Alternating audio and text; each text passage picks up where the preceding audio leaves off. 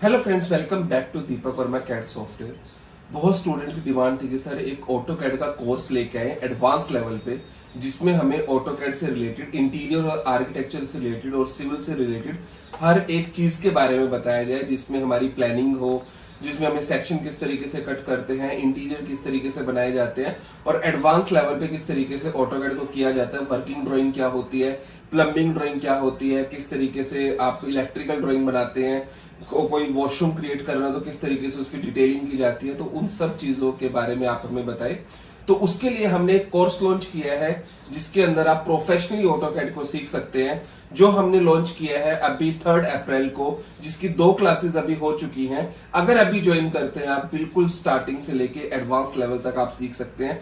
कोई भी course content आप देखना चाहते हैं तो आप जो कंप्लीट वीडियो को देखें, उसमें कोर्स कंटेंट भी आपको दिखाया जाएगा, स्टार्टिंग की क्लासेस भी दिखाई जाएंगी और किस तरीके से क्लासेस होंगी उसके बारे में भी आपको बताया जाएगा।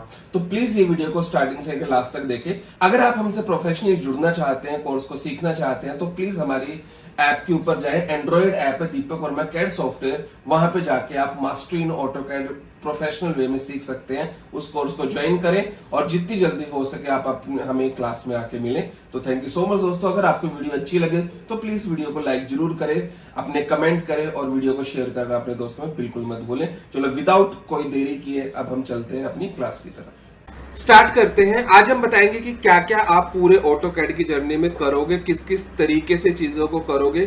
बेसिक नॉलेज तो आपको सबको होगी ना ऑटोकैड की। ठीक है, तो मैं आपको दिखाता हूं कि किस किस चीजों को हम करने वाले हैं और क्या क्या चीजें ऑटोकैड में होती है। अगर हम बात करें बेसिक से ऑटोकैड में, कि बेसिक से हम क्या करेंगे। देखो क्या होता है, अभी तक ऑटोकैड में सबने सोचा है कि प्लान बनते हैं। तो ऑटोकैड का जो हम स्टार्ट करेंगे, इस तरीके के प्लान किस तरीके से बनते हैं, सबसे पहले हम वो सीखेंगे। अब इस प्लान को बनाने के लिए किन किन टूल्स की हमें जरूरत पड़ेगी, वो टूल्स आपको यहाँ पे दिखाई दे रहे हैं। Day 1, day 2, day 3, day 4 wise मैंने यहाँ पे टूल्स को बनाया है। किस किस तरीके से हम करने वाले हैं, कौन कौन से टूल के अकॉर्डिंग हम कौन कौन सी ड्राइंग बनाएंगे। हम प्रैक्टिस ड्राइंग भी करेंगे, हम सिंपल ड्राइंग्स भी करेंगे और बाद में हमारा कुछ मोटिव रहेगा इस तरीके से प्लान को बनाने का। इन प्लान के अंदर किस तरीके से हमें वॉल क्रिएट करना है, कैसे हमें कॉलम प्लेस करना है, कैसे हमें फर्नीचर प्लेस करना है। फर्नीचर को हम बनाना चाहें तो फर्नीचर बना कैसे सकते हैं, और इन फर्नीचर को हम बोलते हैं ब्लॉक्स।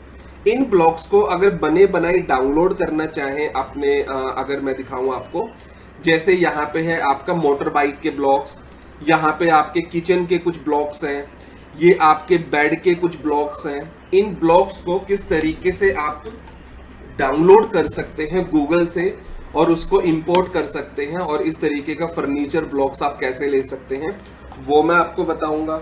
जितने भी मेरे पास ब्लॉक्स होंगे वो सारी चीजें मैं आपसे शेयर भी करूंगा। इन टूल्स को हम सारे करेंगे, इन कमांड्स को हम कंप्लीट करेंगे। उसके बाद कुछ इस तरीके से प्लानिंग हम करना सीखेंगे। प्लानिंग करने के बाद ओनली प्लान नहीं होता कि जो आपकी चीजों जो एनफ रहता है। उसके बाद अगर देखो हमारा मोटिव, ऑटोकैड में क्या क्या चीजें होती हैं। ऑटोकैड में सिविल वाला भी यूज करता है, इलेक्ट्रिकल भी यूज करता है, प्लम्बिंग वाला भी यूज करता है, मैकेनिकल वाला भी यूज करता है, फैशन डिजाइनर भी यूज करते हैं, इंटीरियर डिजाइनर भी यूज करते हैं। अगर आप as a civil designer use कर रहे हैं ऑटोकैड को, तो आपका वर्क रहेगा कि आपको कंप्लीट ड्राइंग बनानी है। अगर आप एक आर्किटेक्ट है या सिविल इंजीनियर है तो आपको पूरा layout, excavation plan, column detail plan, working plan, plumbing, ceiling, shuttering, AC drawing, हर एक चीज आपको बनानी पड़ेगी। बट अगर आप as a interior designer use कर रहे हैं तो आपका काम रहेगा इंटीरियर की चीजें करना, कुछ इस तरीके से कि एक रूम मिला उसका पूरा ये आपको डिजाइन करना है, कैबिनेट्स, लूवर्स वगैरह लगाने हैं, साइजेस वगैरह, और यहाँ पे डायमेंशन और डिटेल वगैरह देनी है, और इसके अकॉर्डिंग फिर आपका 3D रेडी होगा। अगर मैं यहाँ पे डिटेल ड्राइंग की बात करूं तो उसमें क्या क्या चीजें होती है, जैसे एस्केवेशन का काम हो गया। एस्केवेशन का काम ये थोड़ा ना इंटीरियर डिजाइनर निकालेगा कि एस्केवेशन का प्लान बनाओ। ये काम किसका है, सिविल इंजीनियर का या आर्किटेक्ट का, जो एस्केवेशन प्लान देगा। एस्केवेशन समझते हो क्या होता है ना, जानते हो ना। हेलो सर, नहीं सर। एक्सकेवेशन होता है जो आपकी नींव डलती है, जो फाउंडेशन डलती है, घर को बनाने से पहले खोदा जाता है ना, वहां से नींव डाली जाती है। तो मतलब फुटिंग डिजाइन, फुटिंग डिजाइन, जो नीचे फुटिंग होती है, ऊपर नीचे जो पार्ट होता है वो फाउंडेशन होती है। जो वो फाउंडेशन कितनी नीचे जाएगी और कितनी विड्थ की फाउंडेशन होगी, वो एक्सकेवेशन प्लान होता है। फिर आता है, अगर आप सिविल और आर्किटेक्ट हो कि आपको कॉलम डिटेल दिखानी है, कहाँ कहाँ पे कॉलम लगेंगे और इस कॉलम के अंदर की कितनी सारी चीजें रहेंगी, कि कॉलम के अंदर कितना स्टील आप यूज करोगे, कितने एमएम का, कितने डाया का स्टील यूज करोगे, वो सारी डिटेल बनानी पड़ती है। यहाँ पे आता है वर्किंग ड्राइंग, कि आपको सिल लेवल देना पड़ता है कि कौन से एरिया में कितनी हाइट है, कहीं पे एरिया ऊपर होता है, कहीं पे नीचे होता है, तो वो पूरा डिजाइनिंग यहाँ पे बता के दिखानी पड़ती है। फिर आता है प्लम्बिंग का। प्लम्बिंग का और इलेक्ट्रिकल का मतलब बताऊं क्या है? सबसे ज्यादा प्लम्बिंग की जरूरत किस में पड़ती है? टॉयलेट और किचन में। तो टॉयलेट में अगर जाएंगे तो हमें सिर्फ इतना बताना है कि जो एज ए इंटीरियर डिजाइनर जो टैप मैं जहां लगाना चाहता हूं, सिर्फ आपको उसकी पोजीशन दिखानी है। इसका मतलब ये नहीं कि आपको पाइपें भी दिखानी है कि कौन सी पाइप कहां से आएगी, वो काम आपका नहीं है। ये ड्राइंग अगर प्लम्बर देखेगा तो इसके अकॉर्डिंग ही वो अपनी सारी पाइपिंग का काम करेगा। आपको सिर्फ ये दिखाना है शावर कहाँ लगेगा, मेरा वॉश बेसिन कहाँ पे रहेगा, मेरी डब्ल्यूसी कहाँ पे रहेगी, इसकी पाइप कहाँ पे रहेगी, वो सारी चीजें दिखानी है। बाकी काम प्लम्बर का है। इसमें भी आपको उसी तरीके से चीज दिखानी है, टैप्स वगैरह कहाँ पे लगेंगे, बाकी काम आपका प्लम्बर का है। आगे अगर बढ़ोगे सीलिंग प्लान में, तो आपको सीलिंग प्लान में दिखाना है कि जो आपके फैंस लगेंगे वो कहाँ कहाँ पे पोजीशन होंगे। अभी तक आपको ये लोगों को बताऊं क्या लगता है कि इलेक्ट्रिकल प्लान क्या होता है। इलेक्ट्रिकल प्लान में क्या होगा कि मेरे को सारी वायर दिखानी पड़ेंगी, कहाँ से वायर जाएंगी, कैसे चीजें लगेंगी, और प्लम्बिंग में आपको पाइपिंग दिखानी पड़ती है। यही सोचते हो ना अभी तक? माइंड में यही चलता होगा अगर किसी को नहीं पता इलेक्ट्रिकल और प्लम्बिंग प्लान के बारे में। अरे कुछ बता दो, पता था, पता नहीं है, प्लीज बता दो। क्या सर, और एक बार पूछो। मैं पूछ रहा हूँ, प्लम्बिंग डिजाइन हो गया, इलेक्ट्रिकल डिजाइन हो गया, अभी तक तो आप शायद ये जानते हो कि सिर्फ उसके अंदर है ना पूरी वायरिंग दिखानी पड़ेगी, पाइपिंग दिखानी पड़ेगी, वो सब समझते हो ना आप? हाँ सर। ऐसा नहीं होता। प्लीज थोड़ा सा बोलने में इनिशिएट लो। अगर आप नहीं बोलोगे मेरे को समझ नहीं आएगा कि आपको एक्चुअल में समझ आ भी रहा है या नहीं। आ रहा है समझ। कोई आप नए स्टूडेंट नहीं हो, आप सारे मेरे पुराने ही स्टूडेंट हो। आपको पता है कि थोड़ा सा रिस्पॉन्स दोगे मैं और अच्छे से आपको सिखाऊंगा, ठीक है? तो होता क्या है, सीलिंग प्लान में आपको फैन लोकेशन देनी पड़ती है कि आपको फैन कहाँ पे चाहिए, क्योंकि ये किसके काम आएगा जब वहां पे लेंटर डलता है किसी भी घर के ऊपर, तो वहां पे जो इलेक्ट्रिशियन अपनी बॉक्सेस लगाता है तो उसके लिए काम आएगा कि इसको फैन कहाँ पे चाहिए। उसके बाद शटरिंग डिजाइन। शटरिंग होती है कि जितने एरिया में आपका कवर होगा, जो लेंटर जितने एरिया में आएगा वो सारा कवर एरिया शटरिंग डिजाइन करना पड़ता है। इसके अकॉर्डिंग ही आपकी शटरिंग होगी। आपको यहाँ पे जैसे पीछे का एरिया छोड़ना है, लॉबी एरिया छोड़ना है, स्टेयर एरिया छोड़ना है, तो उस पर शटरिंग का पार्ट नहीं आएगा। तो जितने पे शटरिंग का पार्ट आएगा उतना आपको यहाँ पे दिखाना पड़ता है। उसके बाद एसी ड्राइंग। एसी ड्राइंग का मतलब है कि कौन सी वॉल पे आप एसी लगाने वाले हो, ठीक है? ताकि इस वॉल पे एसी आएगा, इस कमरे में इस वॉल पे एसी आएगा, इसका पाइप कौन सी सिंक या वॉश बेसिन में जाएगा वो आपको एक लाइन से डिनोट करना पड़ता है कि यहाँ पे एसी लाऊंगा तो इसका पानी कहाँ पे जाएगा, इसका पानी जाएगा इसके अंदर। तो आपका जो इलेक्ट्रिशियन क्या करेगा या प्लम्बर क्या करेगा, इसकी पाइप निकालेगा इसके पीछे से, यहां से वॉल के अंदर पाइप निकालेगा और उसके एडजस्टमेंट इस सिंक के अंदर करेगा, इस एसी की भी सिंक के अंदर करेगा, ताकि आपने देखे होंगे नई फ्लैट में एसी की पाइप निकली होती है ओनली, सारा काम ही अंडरग्राउंड होता है ना। Yes sir. तो ये आपको सिर्फ दिखाना है एज ए इंटीरियर डिजाइनर, आपको बताना भाई मेरा एसी यहाँ पे आएगा और इसके नियरेस्ट जो भी है ना जहां पे हम पानी का वो कर सकते हैं, भाई यहाँ पे पानी का कर दो, इसके एसी का यहाँ पे पानी का कर दो। तो वो अगला काम प्लम्बर का है कि वो किस तरीके से वहां पे होल करता है और किस तरीके से पाइप वहां तक पहुंचाता है। उसके बाद स्टेयर केस को अलग से दिखाओ, कितने बाई कितने की स्टेयर केस होगी, यहाँ पे पूरी डिटेल दिखाओ सारी चीजों की। उसके बाद इसके एलिवेशन दिखाओ, किस तरीके से इसके एलिवेशन बनेंगे, इसी के अकॉर्डिंग जो आपकी लेबर होगी जो वो आपका काम करेगी यहाँ पे। यहाँ पे आप फ्रंट व्यू, साइड एलिवेशन वगैरह दिखाओ, ये सारी चीजें हम करना सीखेंगे। यहाँ पे 3D नहीं आ रहा तो बट यहाँ पे रेंडर निकाल के हम 3D की फोटो लगा सकते हैं ताकि शीट्स वगैरह सारी बने, तो सब कुछ यहाँ पे आ जाए। उसके बाद है इलेक्ट्रिकल। इलेक्ट्रिकल में क्या होगा कि आपके स्विच बोर्ड कहाँ पे लगेंगे। आप देखे होगे, आप फ्लैट में कहीं पे जाते हो, बेड के दोनों तरफ स्विच बोर्ड लगाए हुए होते हैं ना, हाँ सर। उसी के बीच में आपका बेड होता है। किसी भी नए फ्लैट में जाओगे तो आपने देखा होगा सारे स्विच बोर्ड लगे होते हैं। वो स्विच बोर्ड बताए जाते हैं ना कि कहाँ पे लगेंगे। तो जिस तरीके से डिजाइन होता है, जैसे बेडरूम डिजाइन कर लिया, सोच लिया कि यहीं पे बेड लगेगा और इसके साइड में 2 साइड टेबल लगेंगी, उसके ऊपर आप स्विच बोर्ड को यहाँ पे लोकेट करो। जैसे यहाँ पे बीबी लिख दिया यहाँ पे, और साइड में ये लीजेंड बना दिए। लीजेंड में आपने यहाँ पे बता दिया कि किसका मतलब क्या है। स्विच बोर्ड लोकेशन, यहाँ पे light point, mirror light point कौन कौन से हैं, वो सिंबल्स यहाँ पे लगाए। उन सिंबल्स को यहाँ पे लगाना है कि यहाँ पे क्या लगेगा, यहाँ पे आपका डी से क्या डिनोट होता है, वो सारी चीजें आपको यहाँ पे बतानी है। कि यहाँ पे स्टेयर पे लाइट का ऑप्शन लगेगा, उसके बाद स्टोर के अंदर कहाँ पे लाइट लगेगी वो आपको बताया हुआ है ए के नाम से, स्विच बोर्ड लोकेशन, कि यहाँ पे स्विच बोर्ड लगेगी और लाइट पॉइंट यहाँ पे रहेगा आपका।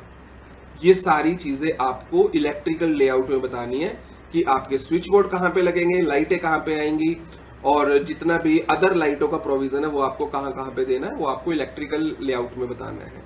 उसके बाद जॉइंटेड डिटेल आएगा आपका। उसके बाद यहाँ पे आपका आएगा डोर और विंडो की डिटेल। डोर और विंडो को पूरा आपको यहाँ पे साइज के अकॉर्डिंग बता के बताना है कि D1 का साइज कितना है, मेन डोर का कितने बाय कितने का आपका डोर है, क्या सेक्शन डिटेल है, वो सारी चीजें हमें यहाँ पे दिखानी होती है। फिर इनमें से हमारे कुछ फाइनल वर्किंग ड्राइंग निकलते हैं जिनके अकॉर्डिंग हमारा काम यहाँ पे स्टार्ट होता है। ये हो गया आपका पूरा काम। ये किसका काम है? ये क्या ये इंटीरियर डिजाइनर का काम है? हाँ सर, हम भी करते हैं। आप भी हमारे करते हो, इसमें भी करते हैं। बट कोर इंटीरियर डिजाइनर की बात करें तो इंटीरियर डिजाइनर का काम ये नहीं है कि पूरा घर का प्लान बनाएंगे और उसमें सारी चीजें करेंगे। ये मोस्टली काम होता है आर्किटेक्ट्स का। हम इस ऑटोकैड जो कर रहे हैं, हम फोकस करेंगे मेनली इंटीरियर डिजाइनर की चीजों पे, ठीक है, जो इंटीरियर डिजाइनिंग में काम आएगी। कैसे? अब ये घर बन गया, अब किसी को ना अपना पूरा टॉयलेट डिजाइन करवाना है। जैसे ये डिजाइन हो रखा है ना, ये पूरा टॉयलेट को डिजाइन करवाना है कि इस वाली वॉल पे क्या होगा, इस वाली वॉल पे क्या होगा, यहाँ पे किस तरीके से दिखाएंगे। अभी तो इसमें सिर्फ क्या लगा के दिखाया है, अभी इसको टॉयलेट को देख के आप क्या समझ रहे हो कि यहाँ पे आपका WC आ जाएगा, यहाँ पे शावर आ जाएगा, यहाँ पे वॉश बेसिन आ जाएगा, और यहाँ पे क्लोज कर दिया और ये आ जाएगा। यही आया ना अभी तक समझ में? इस दीवार पे आप क्या करोगे? आपने सोच लिया कि टाइल लगा देंगे। इस दीवार पे क्या करेंगे भाई? टाइल लगा देंगे। इस पे भी टाइल लगा देंगे। इतना ही है ना। बट मैंने बोला कि नहीं नहीं, मेरे को तो भाई बहुत अच्छे से डिजाइन करवाना है। अब अच्छे से डिजाइन करवाना है, मैंने आपको बुला लिया। आपके दिमाग में क्या आएगा? मेरे को कोई आइडिया दे सकते हो कि अगर मैं इस टॉयलेट को बहुत अच्छे से डिजाइन करवाना चाहूं तो आप क्या क्या इसके अंदर मेरे को दे सकते हो? किसी को कोई आइडिया है? देखो, सबसे पहले तो इंटीरियर डिजाइनिंग का काम है सोचने का कि आप कितना बेहतर सोच सकते हो। अगर मैं यहाँ पे दिखाऊं आपको गूगल पे जाके मॉडर्न टॉयलेट डिजाइन, आप मॉल वगैरह में गए हो ना, मॉल वगैरह की टॉयलेट वगैरह देखो, जो वॉशरूम्स होते हैं वो किस तरीके से डिजाइन किए होते हैं। देखो, हर वॉल पे अलग अलग चीजें होती हैं। सामने वाली वॉल पे अगर WC है तो ऊपर ये प्रोविजन दिया, ऊपर कैबिनेट दिया, साइड में इस तरीके से दिया, यहाँ पे ग्लास वगैरह लगाया। अब कहीं कहीं पे थोड़ा सा अगर मेरे को फ्लावरी डिजाइन चाहिए तो यहाँ पे फ्लावर वगैरह का डिजाइन किया। समझ रहे हो? तो ये आप और कितना डिटेल में जा सकते हो, अब ये आपके ऊपर है। अब मान लो बोल दिया देने के लिए, फॉर एग्जाम्पल अब मैंने एक वॉशरूम का डिजाइन लिया, ये मैंने एक टॉयलेट ले लिया। टॉयलेट में अब मेरे को as a interior designer toilet का टास्क मिला है, तो मैं क्या करूंगा, उसी की बाउंड्री ले ली और उसी के अंदर की चीजें, ये नॉर्मल चीजें जो मैंने अभी तक आपको बताई हैं, कहाँ पे WC लगेगा, कहाँ पे वॉश बेसिन लगेगा, कहाँ पे टैप्स लगेंगी, सिंक लगेगा, बाथटब लगेगा, विंडो कहाँ पे आएगी, इतना नॉर्मल है। और ये बाकी सारी डिटेल है। कहाँ पे ड्रेनेज आएगा तो वो भी आपको देना है कि स्लोप कहाँ पे रहेगा चीजों का, वो सारी चीजें बतानी है। लिखा हुआ है तो यहाँ पे स्लोप,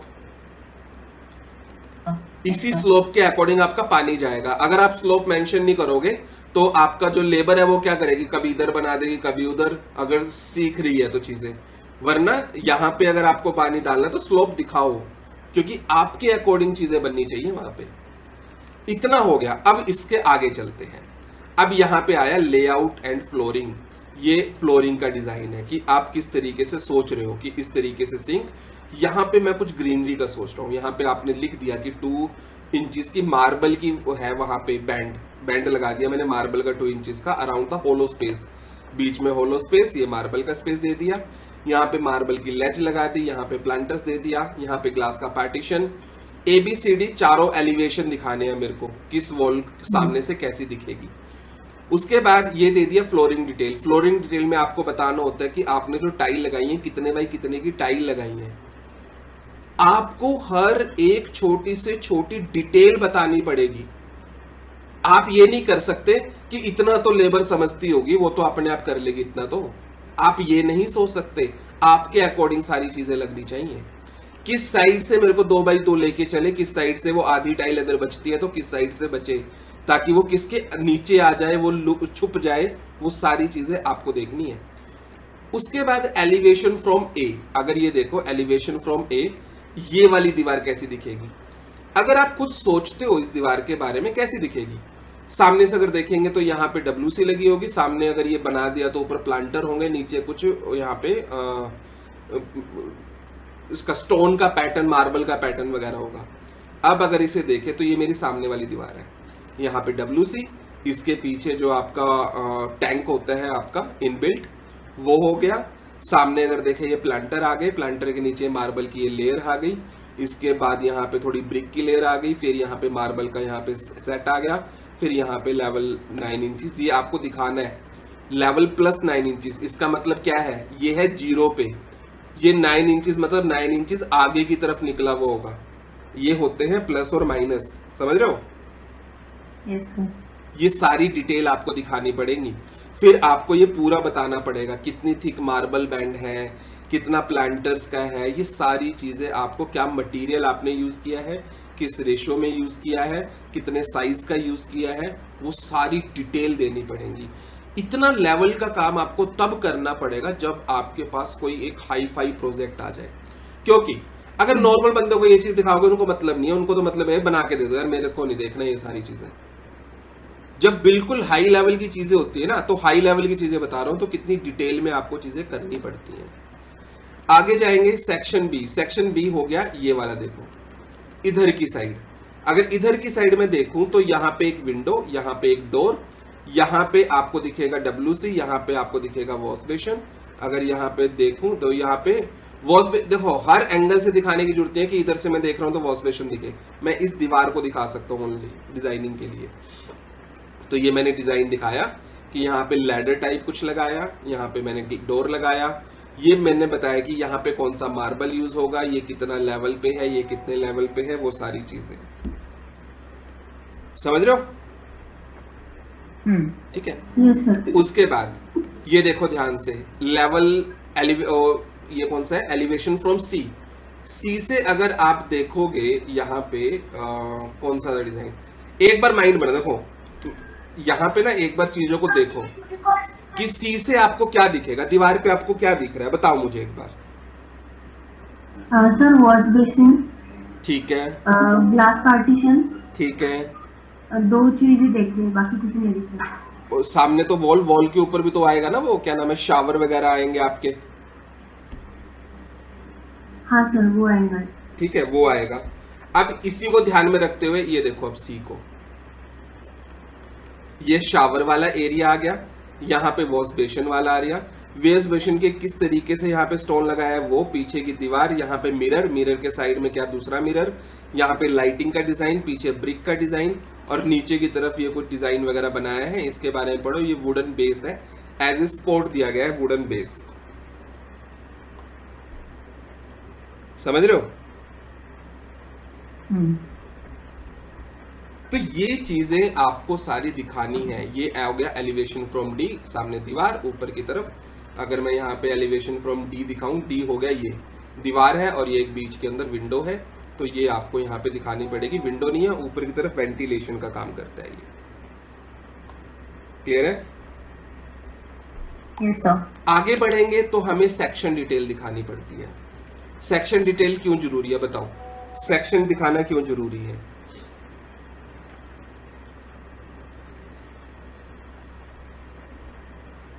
मतलब साइड साइड से कट करने के बाद वो कैसा दिखता है इसलिए। कट करने के बाद कैसा दिखता है ऐसा तो मतलब ही नहीं है। क्यों देख के क्या करूंगा मैं? कट करने के बाद साइड से कैसा दिखेगा? वो तो एलिवेशन में आएगा ना। सेक्शन क्यों काटा? मटेरियल यूज करा हुआ है ये बताने के लिए। मटेरियल तो मैंने सामने से भी बता दिया क्या मटेरियल है। वॉल की थिकनेस भी आ गई, ठीक है, ये थिकनेस है। सेक्शन मैंने क्यों यूज किया? सेक्शन मैंने यहाँ पे इसलिए यूज किया, जो मैंने सिंक लगाई है ना, सिंक की जो पाइप जाएगी वो किस तरीके से मेरे को वॉल पे दिखानी है। तो वो सिंक का जो वॉश बेसिन है उसका सेक्शन कट करके दिखा दिया, क्योंकि जो डिटेल मेरे को दिखानी है वो सारी डिटेल मेरे को बनानी पड़ेंगी। समझ रहे हो मेरी बात? वो डिटेल पे मेरे को जाना पड़ेगा जो मेरे को दिखानी है। अगर मेरे को लगे कि नीड नहीं है, नॉर्मल मेरे को एक वॉश बेसिन मार्केट से परचेज करके यहाँ पे रख देना है, तो मेरे को जरूरत नहीं है बनाने की। बट जब सारी चीजें मैं खुद बना रहा हूँ यहाँ पे, उसी के अकॉर्डिंग मेरा सिंक यहाँ पे वॉश बेसिन वगैरह कट रहा है, तो उसी के अकॉर्डिंग अगर मेरे को चीजें बनानी है तो मैं किस तरीके से चीजें बनाऊं, तो मेरे को सेक्शन कट करके दिखाना पड़ेगा। सेक्शन कट करके सेक्शन बीबी की अगर मैं बात करूं तो ये है, देखो सेक्शन बीबी। यहाँ पे आओगे तो इसमें लिखा हुआ है कि सेक्शन बी और ए कौन सा है। ये तो हो गया सारे एलिवेशन। यहाँ पे अगर आओगे तो ये देखो ये सेक्शन बी है। इसने इस एरिया को कट करके दिखाया है कि इसकी डिटेलिंग आ जाए अंदर की। यहाँ पे अगर मैं बात करूं तो ये सेक्शन ए, इसको कट करके यहाँ से दिखाया है ताकि अंदर की चीजों का पता चले। तो इसलिए ये बी का सेक्शन कि उसके नीचे किस तरीके से क्या चीजें होंगी, फिनिशिंग कैसे आएगी, और ये ए का सेक्शन। उसके बाद इसके अंदर हम बनाएंगे सीलिंग डिटेल पूरा इलेक्ट्रिकल की, कि इसके अंदर फैन कहाँ पे आएगा, फॉल सीलिंग कितनी एरिया पे लगेगी, कितना लेवल डाउन होगा, कितने लेवल पे लगेगी। उसके बाद यहाँ पे लगाया है कि मेरे को थोड़ा सैंडलर या पेंडेंट वगैरह बनाना है, रेन शोवर बनाना है, इतने एरिया पे मेरे को ग्रूव देना है, ठीक है, पीओपी की सीलिंग मेरे को बनानी है। फिर उसके बाद एग्जॉस्ट का मेरे को डक्ट लगानी है यहाँ पे। तो वो सारी चीजें आपको मेंशन करनी पड़ेंगी कि कहाँ पे लाइट आएंगी, क्योंकि लाइट जो आपकी फॉल सीलिंग पे तो आएंगी ना, कहाँ कहाँ पे लाइट, वो सारी चीजें। और फिर आपको यहाँ पे भी हैंगिंग लाइट देनी है, तो ये 4 हैंगिंग लाइट आपने यहाँ पे दी है। ये सीलिंग की डिटेल आ गई। यहाँ पे आएगा फिर सीलिंग का सेक्शन। क्यों? सीलिंग का तभी पता चलेगा जब मेरे पास सेक्शनल डिटेल होगी, क्योंकि ऐसे लगेगी ना सीलिंग अप डाउन में। अंदर की तरफ कॉब लाइट लगेगी तो पूरा इस तरीके से डिजाइन बनाया जाएगा कि भाई इस तरीके से कॉब लाइट आएगी, और बीच के अंदर फिर मेरा शावर आएगा, मेरा टॉप वाला शावर है, ऐसे शावर आएगा। फिर यहाँ पे दूसरे सेक्शन की डिटेल की इस तरीके से कहाँ पे आएगा। तो ये डिटेल हमें दिखानी पड़ती है। इवन हर एक चीज की वो आपके ऊपर है कि आप कितना डिटेल में चीजों को लेके जाते हैं। फिर आपके ये ब्लॉक्स किस तरीके से डाउनलोड करते हैं, वो सारे टूल्स। फिर टीवी यूनिट्स वगैरह कैसे बनाती हैं वो हम करेंगे। उसके बाद इंटीरियर डिजाइनिंग में सर जी अभी जो आपने दिखा है स्क्रीन पे वो सब पढ़ाएंगे, सब चीजें आएंगी, वो सब चीजें आएंगी, ठीक है। मैं आपको फाइल भी शेयर कर दूंगा ताकि आप भी उस चीज को रीड कर पाए। और क्या क्या होता है ऑटोकैड में, जैसे अलमीरा वगैरह बनाना, सामने की दीवारों पे किस तरीके से टीवी कैबिनेट वगैरह आ रहा है, किचन डिटेल आपको देनी है यहाँ पे, तो वो सारी चीजें ऑटोकैड के अंदर हम करने वाले हैं। उसके बाद जैसे इस तरीके की चीजें हो गई। उसके बाद जैसे कैबिनेट्स वगैरह ऐसे बनाने होंगे, हैचिंग करनी किस तरीके से करते हैं। अब एक तो होता है नॉर्मल हैचिंग करना, कलर वगैरह के अकॉर्डिंग ग्रेडियंट डालना, पैटर्न डालना, और एक होता है सुपर हैच। भाई इसके अंदर रियल टेक्सचर अगर हमें डालना है ऑटोकैड में तो हम किस तरीके से उसे डाल सकते हैं।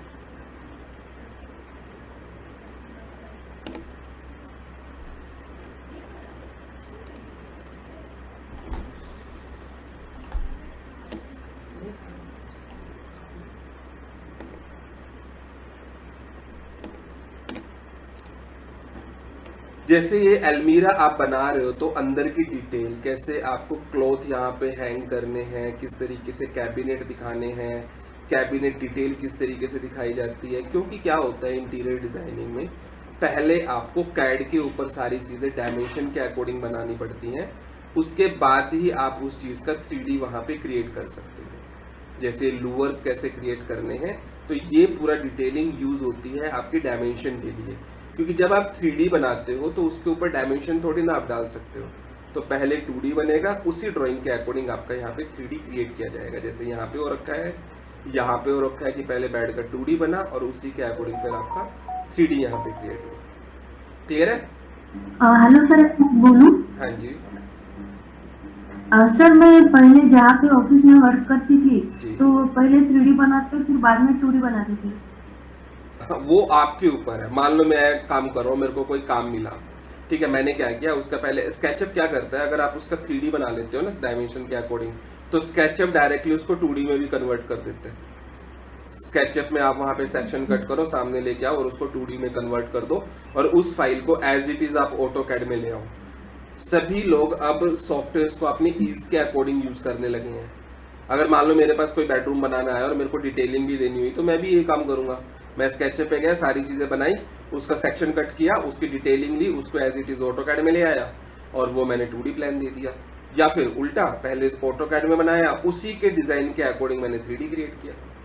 तो दोनों ही चीजें हैं, बट जब आप प्रोफेशनल काम करो। सर, ये भी हो सकती है क्या? हमने सपोज समझे बेडरूम का डिटेल ड्राइंग बनाया, उसको स्केचअप में जाके इंपोर्ट किया और उसको चेंज किया तो नहीं चलेगा? चल जाएगा ना, वही तो बोलो, पहले ऑटोकैड में डिटेल ड्राइंग बनाओ, उसको स्केचअप में लेके जाओ और उसके डायमेंशंस के अकॉर्डिंग सारी चीजें वहां पे क्रिएट करो।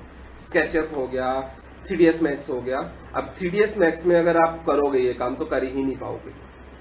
3ds मैक्स में अगर आपने पहले 3D बना दिया तो पहली बात तो आप डायमेंशन के अकॉर्डिंग अच्छे से 3D बना ही नहीं पाओगे।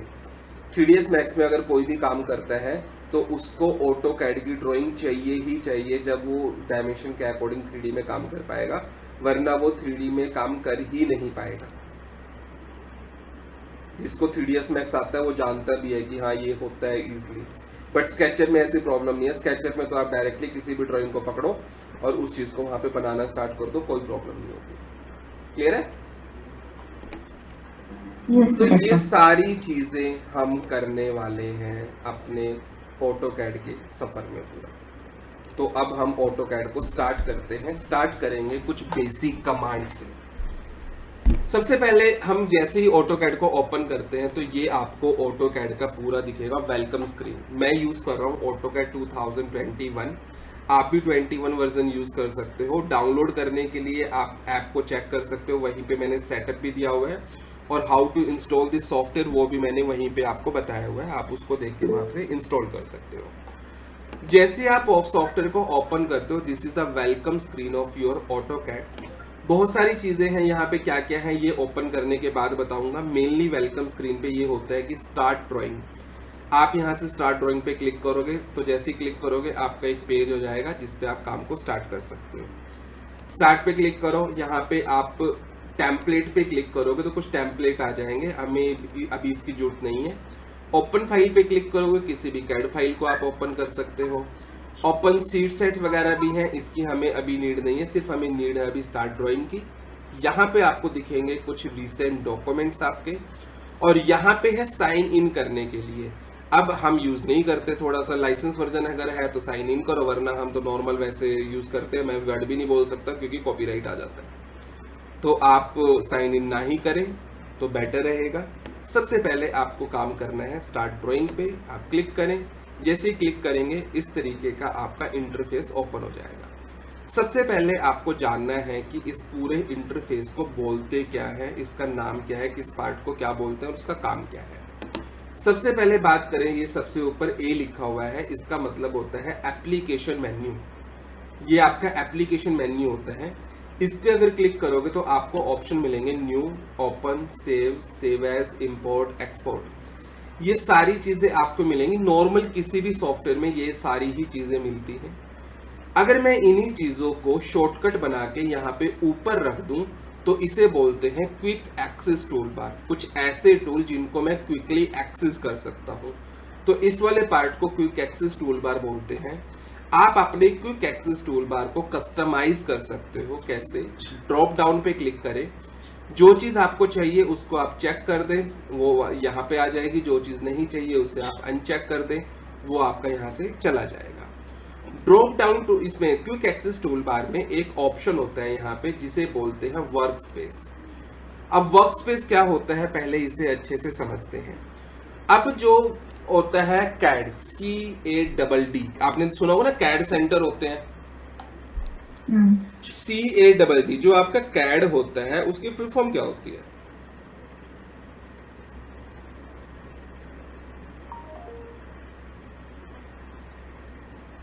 बताओ।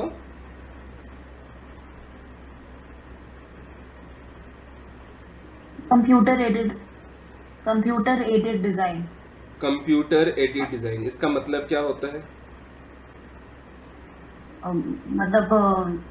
मतलब it's a kind of software जिससे हम डिजाइन क्रिएट कर सकते हैं 2D या 3D। बिल्कुल, बट उसके अंदर तो डबल डी होता है ना। ओके डबल डी सर ये ड्राफ्टिंग के लिए भी यूज होता है, ड्राफ्टिंग के लिए। हाँ, तो कैड की फुल फॉर्म क्या हुई? Computer aided design and drafting. Design and drafting, ठीक है। अब बात आती है what is designing and what is drafting, पता है किसी को?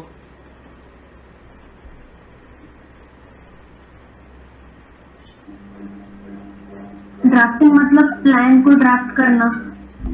प्लान को ड्राफ्ट करना। और डिजाइनिंग? डिजाइन मतलब किसी भी बेडरूम का डिजाइन वगैरह करना। नहीं, सभी ये सोचते हैं डिजाइनिंग का मतलब ये हो जाएगा कि बढ़िया सा डिजाइन बना दिया। सबसे पहले बताते हैं कैड फुल फॉर्म। अगर मैं कैड फुल फॉर्म की बात करूं तो आती है कंप्यूटर एडेड डिजाइन। ये अगर मैं डबल डी की बात करूं तो आ गई computer aided design and drafting. अगर मैं यहाँ पे डिजाइन एंड ड्राफ्टिंग की बात करूं तो what is designing, what is drafting, तो ये आपको बताएगा design and drafting and crucial process in field like architecture process. Actual में क्या होता है, अगर आप किसी डिजाइन को इन्वॉल्व करते हो कॉन्सेप्चुअल एंड क्रिएटिंग आइडियाज, आपने कोई डिजाइन को कॉन्सेप्चुअली डिजाइन किया और आइडिया ले लिया। भाई देखो, अब आप कहीं पे काम करते हो किसी आर्किटेक्ट के अंडर, तो आपकी पोस्ट क्या होगी? एज ए एम्प्लॉय तो होगी। उस पोस्ट को बोलते क्या है? उस ड्राफ्टमैन। ड्राफ्ट्समैन। आप एक ड्राफ्ट्समैन हो, आप ठीक है, आप किसी इंटीरियर डिजाइनर के अंडर लगे हुए हो तो आप एक ड्राफ्ट्समैन हो, ठीक है। हम उसे इंटीरियर डिजाइनर क्यों बोलते हैं? वो भी तो ड्राफ्ट्समैन हुआ ना, ड्राफ्ट तो वो भी करता है ना। क्योंकि उसकी वो पोस्ट है इसलिए। पोस्ट नहीं है, एक्चुअल में क्या है, आप क्या बनाओगे? आप वो बनाओगे जो वो आपको बनाने के लिए बोलेगा। आप वही चीज तो बनाओगे, इससे अलग तो कुछ नहीं बनाओगे ना। हाँ, पर डिजाइनर अपना खुद से सोचता है ना कैसे डिजाइन हाँ, करना है, उस प्लेस को नया लुक कैसे देना है। बिल्कुल, वो होता है, ड्राफ्टमैन नहीं करता। हाँ, वो डिजाइनर का काम है कि किसी चीज को सोचना, आइडियाज क्रिएट करना और उस आइडिया को कॉपी पे उतार देना या सॉफ्टवेयर पे उतार देना, उससे हम ड्राफ्टिंग कहते हैं। तो लिखा हुआ है drafting translate those design into detailing. Draughtsman क्या करता है कि वो ड्राफ्ट को उसको कॉपी पे उतारता है और उसकी पूरी डिटेलिंग करता है, टेक्निकल ड्राइंग्स और प्लान वगैरह की, तो उसे ड्राफ्ट बोलते हैं। तो अगर मैं ड्राफ्टिंग के साथ डिटेलिंग यूज कर दूं तो उसे हम बोलेंगे डिजाइन। समझ रहे हो? ठीक है। तो अब हम क्या करते हैं, वर्क स्पेस के अंदर दो चीजें होती हैं। हम ऑटोकैड 2D पे भी काम करते हैं, हम ऑटोकैड 3D पे भी काम करते हैं। जब हम ऑटोकैड 2D पे काम करते हैं तो हम क्या कर रहे होते हैं, क्योंकि कैड क्या होता है, कैड की फुल, ऑटोकैड है, ऑटोकैड की फुल फॉर्म क्या है?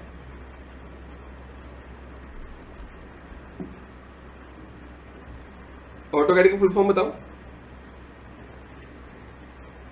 Auto means automated, auto CAD की फुल में ऑटोमेटेड कंप्यूटर एडेड, एक सिंगल डी होता है ना इसके अंदर, तो डी यूज होता है डिजाइनिंग के लिए। अब डिजाइनिंग के अंदर आ गई दोनों चीजें, ड्राफ्टिंग और डिटेलिंग। डिटेलिंग को बोलते हैं एनोटेशन, एनोटेशन का वर्क आ गया ड्राफ्टिंग के साथ, तो इसके अंदर पूरा डिजाइनिंग करते हैं। तो ऑटोकैड 2D में हम क्या करते हैं, पूरा ड्राफ्टिंग करते हैं और उस पर डिटेलिंग का काम करते हैं, जिसे हम एनोटेशन बोलते हैं। तो आप यहाँ पे देखोगे, यहाँ पे आ गया drafting and annotation. Drafting and annotation का मतलब है कि अब आपको जितने भी टूल्स यहाँ पे नजर आएंगे वो सारे के सारे टूल्स आपके रिलेटेड होंगे ऑटोकैड 2D से। इनकी हेल्प से आप ऑटोकैड 2D का ड्राइंग बना सकते हो, ठीक है। तो यहाँ पे जितने भी टूल्स होंगे वो आपके टैब बनाए दिए होंगे, जैसे home tab, insert, annotate, parametric, view tab, ये सारे टैब बना दिए गए हैं। इन टैब के अंदर भी पैनल्स बना दिए गए हैं, फर्दर कैटेगराइज कर दिया गया है कि draw tool bar, modify, annotation, layer tool bar. Draw tool bar के अंदर जितने भी टूल्स होंगे वो कुछ ना कुछ ड्रॉ करने के काम आएंगे। मॉडिफाई टूल बार के अंदर मॉडिफाई करने के, एनोटेशन में एनोटेट करने के, डिटेलिंग के, लीडर लगाने के, डायमेंशन देने के, लेयर्स के अंदर लेयर बनाना, फिर ब्लॉक, प्रॉपर्टीज, ग्रुप, यूटिलिटी, ये सारी चीजें आपके आगे होने वाली हैं। अगर मैं क्लिक करूं यहाँ पे 3D बेसिक्स, तो अब आप देखोगे यहाँ पे 3D के कुछ बेसिक्स टूल आ जाएंगे जो हम यूज करते हैं इंटीरियर या आर्किटेक्चर के अंदर, जिसमें आप चीजों को पुश पुल कर सकते हो, रिवॉल्व, लॉफ्ट, स्वीप, यहाँ पे सबट्रैक्ट, यूनियन, इंटरसेक्ट, वो सारी चीजें हम आ जाती हैं। हम ऑटोकैड 3D को कभी यूज ही नहीं करते एज ए इंटीरियर डिजाइनर या सिविल इंजीनियर, क्योंकि 3D करने के लिए हमारे पास और भी बहुत सॉफ्टवेयर है, like SketchUp, 3ds max and Revit architecture. एक आता है फिर 3D मॉडलिंग, इसमें 3D के कुछ बेसिक टूल के साथ साथ आपके 3D के कुछ एडवांस टूल भी हैं जो आपके मैकेनिकल में यूज होते हैं, शीट मेटल डिजाइन वगैरह के काम में उसको यूज किया जाता है। अभी हमारा काम है 2D का, तो हम करेंगे यहाँ पे ड्राफ्टिंग एंड एनोटेशन पे क्लिक और हम यहाँ पे 2D का काम करेंगे। यहाँ पे सारे टैब्स और टूल्स आपको नजर आएंगे। एक और चीज दिखती है मेन्यू बार। मेन्यू बार वैसे आपको यहाँ पे दिखाई नहीं देगा। मेन्यू बार अगर आपको देखना है, ड्रॉप डाउन पे क्लिक करो और यहाँ पे एक ऑप्शन है शो मेन्यू बार। अगर आप इस पे क्लिक करते हो तो ही आपको यहाँ पे मेन्यू बार नजर आएगा। ये जितने भी टूल्स आपको यहाँ पे आइकन्स में नजर आ रहे हैं, ये सारे टूल आपको यहाँ पे मेन्यू बार में लिस्ट में नजर आएंगे। उसके बाद ये है आपका टाइटल बार, जहाँ पे लिखा हुआ है आपका सॉफ्टवेयर ऑटोडेस्क, और वो क्या नाम है, कंपनी है ऑटोडेस्क, सॉफ्टवेयर है ऑटोकैड, वर्जन है 2021, ड्राइंग का नेम है ड्राइंग 3 एंड ये होता है .dwg। ये क्या होता है? एक्सटेंशन है। अगर किसी भी फाइल के पीछे लिखा हुआ है .dwg तो समझ लो वो ड्राइंग फाइल है, ऑटोकैड की फाइल है। एसकेपी लिखा होता है तो आपकी स्केचअप की फाइल है। 3ds लिखा है तो 3ds मैक्स की फाइल है, ठीक है। RVT लिखा है तो रेविट की फाइल है। MP3 लिखा है तो ऑडियो फाइल है। MP4 लिखा है तो आपका वीडियो फाइल है। सिंपल। यहाँ पे वही साइन इन वगैरह, क्लोज वगैरह सारी चीजें आ जाती हैं। फिर menu bar, home tab, tools. उसके बाद यहाँ पे आता है आपका व्यू पोर्ट। इसे हम व्यू पोर्ट बोलते हैं टेक्निकली। नॉर्मली तो हमें sheet, drawing sheet, working area, working sheet वो बोल सकते हैं, बट टेक्निकली हम इसे बोलते हैं व्यू पोर्ट। अब व्यू पोर्ट पे नीचे अगर आएंगे तो ये होता है आपका कमांड लाइन। जो भी चीज आप लिखोगे, टाइप करोगे, वो सारी कमांड लाइन के अंदर आपकी आएंगी। ये होते हैं यहाँ पे ग्रिड लाइन, ये सारी ग्रिड लाइन है। अगर मैं ग्रिड लाइन को हाइड करना चाहूँ तो नीचे होते हैं आपके ये टॉगल बटन। टॉगल्स बटन पे जाके ये ग्रिड मोड है, आप इसे ऑफ कर सकते हो। टॉगल बटन होते हैं चीजों को ऑन और ऑफ करने के लिए। अगर आपने ग्रिड ऑफ कर दिया, ग्रिड नहीं दिख रहे हैं, ऑन करोगे वापस ग्रिड आपको दिखने स्टार्ट हो जाएंगे। उसके बाद ये अगर बात करूं, ये होता है वाई एक्सिस और ये होता है एक्स एक्सिस। जहां पे वाई एक्सिस और एक्स एक्सिस आपस में इंटरसेक्ट करते हैं उस पार्ट को क्या बोलते हैं, पता है? ये आपने मैथ के अंदर पढ़े होंगे 8th या 10th क्लास में। कोऑर्डिनेट सिस्टम पढ़े हैं? Yes sir. कोऑर्डिनेट सिस्टम में एक्स एक्सिस होती है, वाई एक्सिस होती है, और जहां पे एक्स एक्सिस और वाई एक्सिस आपस में इंटरसेक्ट करते हैं उस पॉइंट को बोलते हैं ओरिजिन पॉइंट। और ओरिजिन पॉइंट पे एक्स और वाई की वैल्यू होती है 0, ठीक है। तो ऊपर वाई पॉजिटिव है, नीचे वाई नेगेटिव है, लेफ्ट में एक्स नेगेटिव है, राइट में एक्स पॉजिटिव है। तो हम अपना जितना भी काम करते हैं हम करते हैं एक्स और वाई पे। यहाँ पे जितना भी काम कहीं पे भी कर सकते हैं, ऐसी कोई बड़ी प्रॉब्लम इसमें नहीं है। उसके बाद अब क्या है कि यहाँ पे एक ऑप्शन होता है जिसे हम बोलते हैं व्यू क्यूब। व्यू क्यूब क्यों बोलते हैं? ये आपके व्यूज को दिखाता है डिफरेंट एंगल से, और इसकी शेप क्यूब टाइप की है। फॉर एग्जाम्पल, अगर मान लो मैंने यहाँ पे कोई रेक्टेंगल लिया और अगर मैं अपने व्यू पोर्ट को घुमाना चाहूँ तो स्केचअप के अंदर तो क्या है कि नॉर्मल स्क्रॉल बटन करके करोगे तो वो ऑर्बिट हो जाएगा। बट इसमें अगर स्क्रॉल बटन करके करोगे तो वो मूव करेगा, और शिफ्ट के साथ अगर आप स्क्रॉल बटन प्रेस करके घुमाओगे तो आप इसे 3D में ऑर्बिट कर सकते हो। और अब आप यहाँ पे देख सकते हो एक्स वाई जेड तीनों एक्सिस आ जाएंगे। अगर मैं इस ऑब्जेक्ट को 3D में कन्वर्ट करता हूँ कुछ ऐसे, कैसे किया वो बाद में पूछना, और इसको मैं विजुअल स्टाइल कॉन्सेप्चुअल करता हूँ तो मेरा 3D ऑब्जेक्ट ऐसे दिखता है। इस सब्जेक्ट को मेरे को फ्रंट लेफ्ट राइट से देखना है तो यहाँ से देख सकता हूँ कि फ्रंट से देख रहा हूँ, फिर लेफ्ट से देख रहा हूँ, राइट से देख रहा हूँ, तो ऐसे मैं देख सकता हूँ। इसकी शेप क्यूब टाइप की है, व्यूज को दिखाते हो तो इसका नाम आता है व्यू क्यूब। वापिस आपको सेम पोजीशन पे जाना है तो यहाँ पे आपका आता है व्यू पोर्ट कंट्रोलर, आप इस पे क्लिक करो और यहाँ से टॉप कर दो तो आप वापस वहीं पे पहुंच जाओगे। और अब मैं अभी से 2D ड्राइंग कर देता हूँ कुछ इस तरीके से, आपका यहाँ पे आ जाए। समझ गए? Yes sir.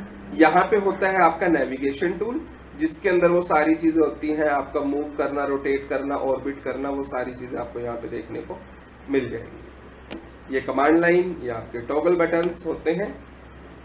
चलो अब आगे बढ़ते हैं, चीजों को स्टार्ट करते हैं। डे 1 के अंदर हम कुछ ये वाली चीजें करते हैं, लाइन। अब जितनी भी यहाँ पे कमांड है, जैसे आप रिकॉर्डिंग देखोगे तो सारी कमांड नोट कर लेना। Line, regenerate, zoom all, pan, select all, copy, paste, undo, ये सारी कमांड आएंगी। इरेज कैसे करते हैं, blue selection window, green selection window, poly line, join, explode, ortho mode, grid board, ये हम आज की क्लास में करने वाले हैं। तो स्टार्ट करते हैं। फॉर एग्जाम्पल सबसे पहले बात करते हैं कि ऑटोकैड स्टार्ट कर दिया तो हम क्या करते हैं, मान लो कोई बच्चा ड्राइंग सीखने आया है, हम उसके हाथ में क्या देते हैं, पेंसिल दे देते हैं, एक कॉपी दे देते हैं, एक बाल काम करते हैं, चलो भाई चलाओ उसे। तो वही है हमारे हाथ में पेंसिल, वो है लाइन। आप लाइन पे क्लिक करो, जैसे ही लाइन पे क्लिक करोगे आपकी लाइन कमांड स्टार्ट हो जाएगी। कैसे पता लाइन कमांड स्टार्ट हो गई, आपका कर्सर चेंज हो जाएगा और नीचे कमांड लाइन में देखोगे यहाँ पे, तो यहाँ पे आपकी लाइन आ जाएगी और लिखा होगा स्पेसिफाई फर्स्ट पॉइंट। या तो आप यहाँ से लाइन यूज कर लो या फिर आप L प्रेस करके एंटर करोगे तो आप लाइन यूज कर सकते हो। आपके कीबोर्ड में कितने एंटर होते हैं? कीबोर्ड में आपके 2 एंटर होते हैं ना, एक सेंटर में और राइट बॉटम में। बट ऑटोकैड में जो आपका स्पेस बटन होता है वो आपका मेन एंटर का काम करता है। तो जब भी मैं एंटर करने के लिए बोल रहा हूँ तो समझ लो कि मैं स्पेस बटन प्रेस कर रहा हूँ। तो आप L एंटर करोगे मतलब स्पेस प्रेस कर रहे हो, तो वहां पे आप करो L एंटर, तो लाइन कमांड स्टार्ट हुई। आपको करना क्या है, आपको एक चीज का ध्यान रखना है, अपनी मर्जी से कुछ मत करो, जो आपको कमांड लाइन बोले करने के लिए वही करो। इसने बोला स्पेसिफाई फर्स्ट पॉइंट, आप क्लिक कर दो, स्पेसिफाई हो गया फर्स्ट पॉइंट। अब ये बोलेगा स्पेसिफाई नेक्स्ट पॉइंट, आप क्लिक कर दो, ये नेक्स्ट पॉइंट आ गया।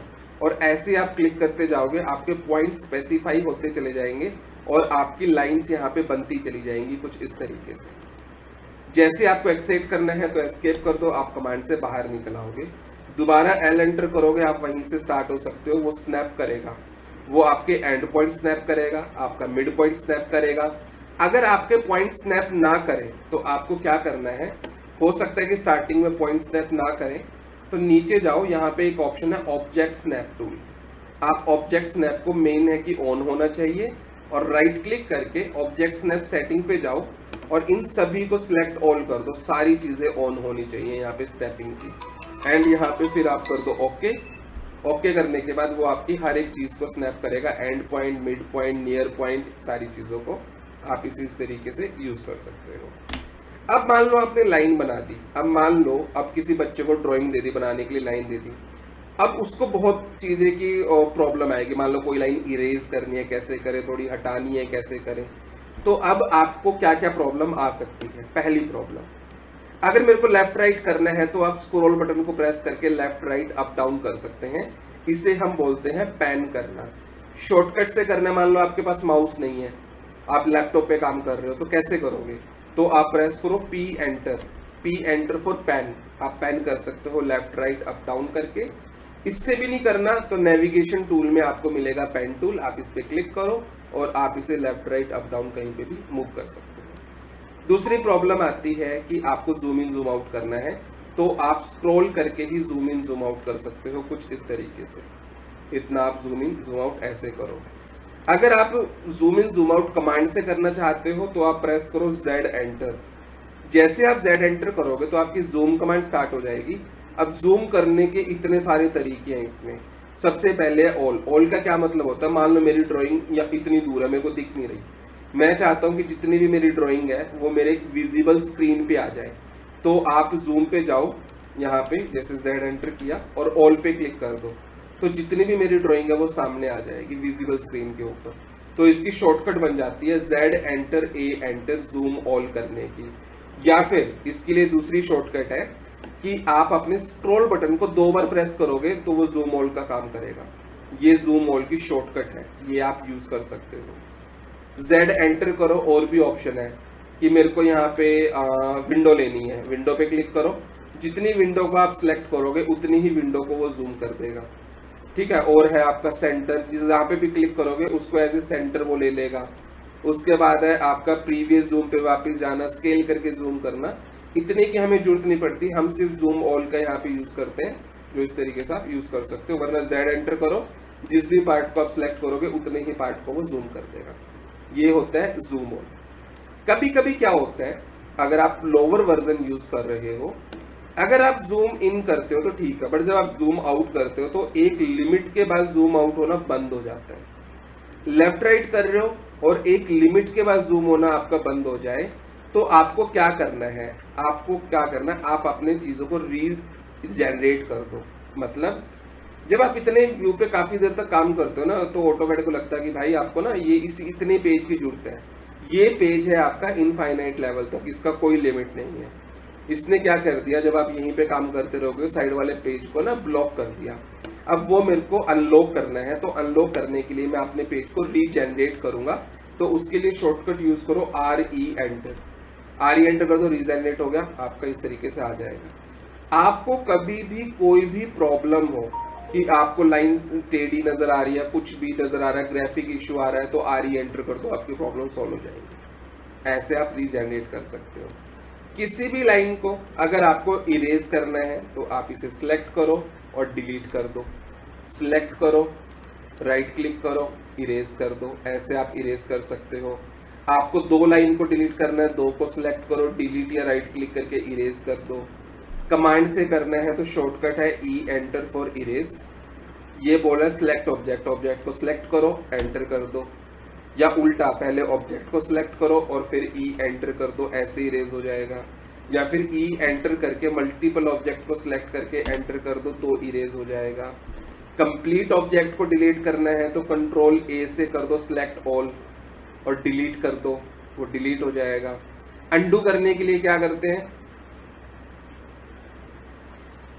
कंट्रोल Z से अंडू। रीडू क्या होता है, रीडू करने के लिए क्या करते हैं, अंडू को वापस करने को रीडू बोलते हैं, शॉर्टकट है कंट्रोल Y। कॉपी करने के लिए कंट्रोल C। तो ये जितने भी कंट्रोल के ऑप्शन है ना, वो सारे ऑप्शन आपके सभी सॉफ्टवेयर्स के लिए है।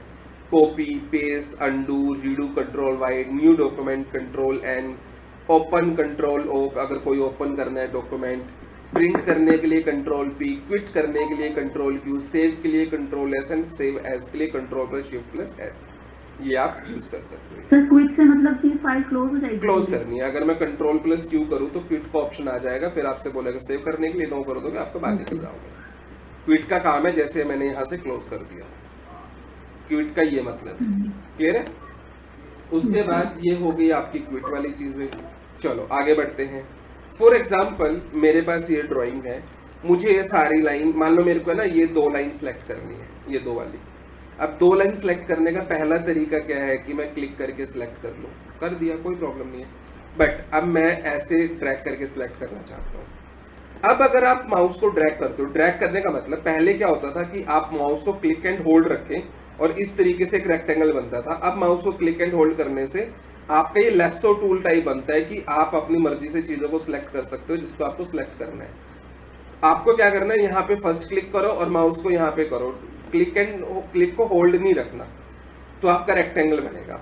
अगर आप लेफ्ट साइड से राइट साइड की तरफ आएंगे तो एक किस कलर की विंडो आ रही है, ब्लू कलर की। और जब मैं राइट से लेफ्ट की तरफ जा रहा हूं तो किस कलर की विंडो आ रही है, ग्रीन कलर की।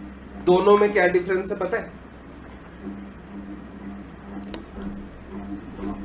जिसको आता है थोड़ा बहुत उसको तो पता ही होगा भाई। चलो मैं बताता हूँ क्या डिफरेंस है।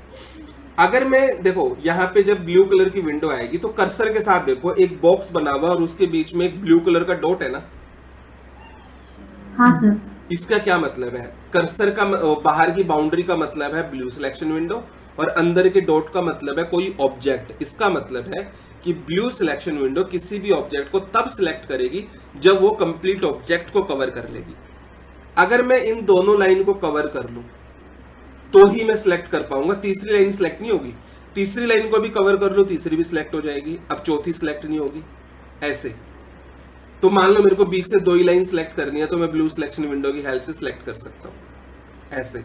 बट अगर मैं लेफ्ट टू राइट जाऊं ऐसे, तो अगर वो किसी भी, इसका मतलब देखो इसकी कर्सर को देखो, एक बाउंड्री बनी हुई है और जो आपका ऑब्जेक्ट है ग्रीन कलर का वो एज के ऊपर है। इसका मतलब है किसी भी ऑब्जेक्ट को अगर वो क्रॉस भी कर दे ना, हल्का सा टच भी कर दे तो भी वो सिलेक्ट कर लेगा। अब अगर मेरे को इन 2 लाइन को सिलेक्ट करना हुआ, मान लो इन 2 लाइन को सिलेक्ट करना है, इन 2 को करना है, अगर मैं ग्रीन से करता हूं तो साथ में ये भी सिलेक्ट हो जाएंगे ना साथ वाली। बट अगर मैं ब्लू से करूं, ओनली इन्हीं को कवर करूं, तो इन 2 लाइन को मैं सिलेक्ट कर सकता हूं। ऐसे आप ब्लू सिलेक्शन विंडो और ग्रीन सिलेक्शन विंडो का यूज कर सकते हो। समझ गए? Yes sir. एक ऑप्शन होता है आपका ऑर्थो मोड। ऑर्थो मोड समझते क्या होता है? लाइन को स्ट्रेट करने के लिए। अब मान लो मैं किसी भी एंगल पे लाइन लगा पा रहा हूं, अगर मैं नीचे से टॉगल बटन पे जाके ये ऑर्थो मोड ऑन कर दूं तो आप लाइन को स्ट्रेट लगा पाओगे। अब स्ट्रेट लगाइन का मतलब क्या है? अब लाइन अगर मैं ऑर्थो ऑफ कर दूं, शॉर्टकट है ऑर्थो के लिए F8, अगर मैं L एंटर करूं और ये लाइन लगाऊं, स्ट्रेट तो ये भी है भाई, इसमें कोई टेढ़ा थोड़ी ना है कुछ। ऑर्थो मोड का मतलब है कि आपकी लाइन 4 ही एंगल पे मूव करेगी। एक है 0 डिग्री का एंगल, एक है 90 डिग्री का एंगल, आप कर्सर के साथ देख भी सकते हो, कमांड में लिखा हुआ है 90 डिग्री। एक है 180 डिग्री का एंगल और एक है 270 डिग्री का एंगल। सिर्फ आप 4 एंगल पे मूव कर सकते हो, और अगर आप ऑफ करते हो ऑर्थो को तो आप किसी भी एंगल पे मूव कर सकते हो। समझ गए? हाँ सर। ये होता है ऑर्थो मोड का। ग्रिड मोड ऑफ करना है, आप इसे ऑन और ऑफ यहाँ से कर सकते हो। अगर मैं यहाँ पे फर्स्ट क्लास पे देखूं तो यहाँ पे ब्लू सिलेक्शन, ये सारी चीजें होगी, ऑर्थो, ग्रिड मोड, 3। अब एक है पॉलीलाइन, जॉइन और एक्सप्लोर, इसके बारे में बात कर लेते हैं। एक होता है आपकी लाइन, ये मैंने लाइन लगाई यहाँ पे नॉर्मल, ये लाइन है मेरी, और एक होता है पॉली लाइन, ये है पॉली लाइन। क्लिक करो, ये मैंने पॉली लाइन लगा दी। दोनों में डिफरेंस पता है क्या है? देखने में से कोई डिफरेंस नहीं लग रहा। अगर मैं लाइन को सिलेक्ट करूं तो सारी लाइन इंडिविजुअल एंटिटी है, अगर मैं पॉली लाइन को सिलेक्ट करूं तो कंप्लीट एक सिंगल एंटिटी है। तो जो पॉली लाइन होती है वो आपस में जुड़ी हुई होती है, तो उसे पॉली लाइन बोलते हैं। कर्सर लेके जाओगे तो ये आपको बताएगा लाइन है, कर्सर लेके जाओगे ये आपको बताएगा पॉली लाइन है। अगर मैं पॉली लाइन को एक्सप्लोड करना चाहूं, फॉर एग्जांपल मेरे को पॉली लाइन से बाहर निकलना है, तो मैं क्या कर सकता हूं, मैं अपने पॉली लाइन को X एंटर करो फॉर एक्सप्लोड, ऑब्जेक्ट को सिलेक्ट करो और एंटर, तो क्या होगा, ये पॉली लाइन को लाइन में कन्वर्ट कर देगा। सारी लाइंस ये अलग अलग हो जाएंगी। अब ये दोनों लाइन है। अगर मेरे को वापस इनको जोड़ना है तो मैं कमांड यूज कर सकता हूं, ज्वाइन कमांड। एंटर करो, J एंटर फॉर ज्वाइन, आप ऑब्जेक्ट को सिलेक्ट करो, एंटर, तो ये सबको दोबारा से ज्वाइन कर देगा। अगर आप J एंटर करते हो और 3-4 ऑब्जेक्ट को सिलेक्ट करते हो और एंटर करते हो तो 3-4 ऑब्जेक्ट को ज्वाइन कर देगा। एक्सप्लोड करना है, आप सिलेक्ट करके भी X एंटर कर सकते हो, तो ये आपका एक्सप्लोड हो जाएगा। ऐसे करके आप ज्वाइन एक्सप्लोड को यहाँ पे यूज कर सकते हो। क्लियर है? Yes sir. ठीक, स्टार्ट करते हैं। सबसे पहले बात करेंगे यूनिट की। अब जो हम ऑटोकैड पे काम करते हैं या कंस्ट्रक्शन का कोई भी काम करते हैं, हम किस किस यूनिट पे काम करते हैं? Feet and inches, mm, feet inches हो गया, मिलीमीटर हो गया, सेंटीमीटर हो गया, मीटर हो गया, और बड़ी साइट हो तो किलोमीटर हो गया। तो इन यूनिट पे काम करते हैं। तो आपकी 2 टाइप की यूनिट होती है, एक होती है मैट्रिक यूनिट और एक होती है इंपीरियल यूनिट। मैट्रिक यूनिट के अंडर आते हैं आपके mm, सेंटीमीटर, मीटर और किलोमीटर, और इंपीरियल यूनिट के अंडर आता है आपका फीट और इंचेस। ठीक है?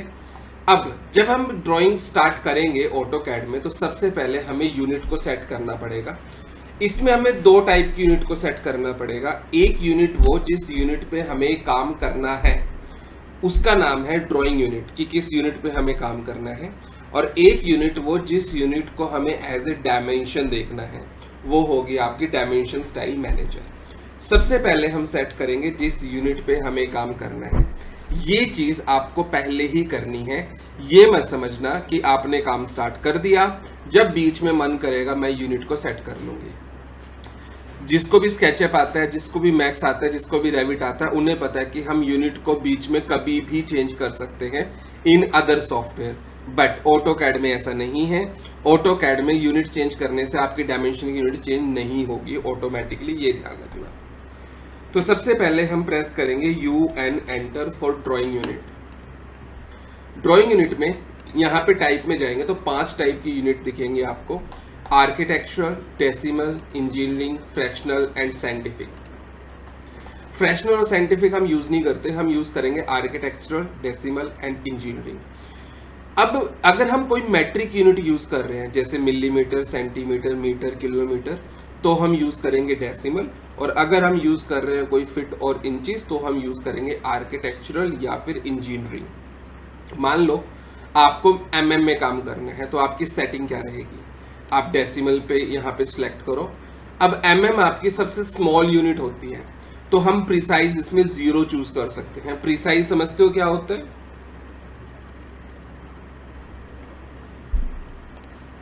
प्रिसाइज होता है कि आपको कितना प्रिसाइजली काम करना, मतलब कितना शॉर्ट यूनिट आपको देखना है। फॉर एग्जाम्पल मान लो आप कहीं पे गए और चिल्लर इकट्ठे किया आपने, आपके पास चिल्लर इकट्ठे हो गए 98 रुपीज। मैंने पूछा कितने रुपए हुए, आप कितना बताओगे मुझे?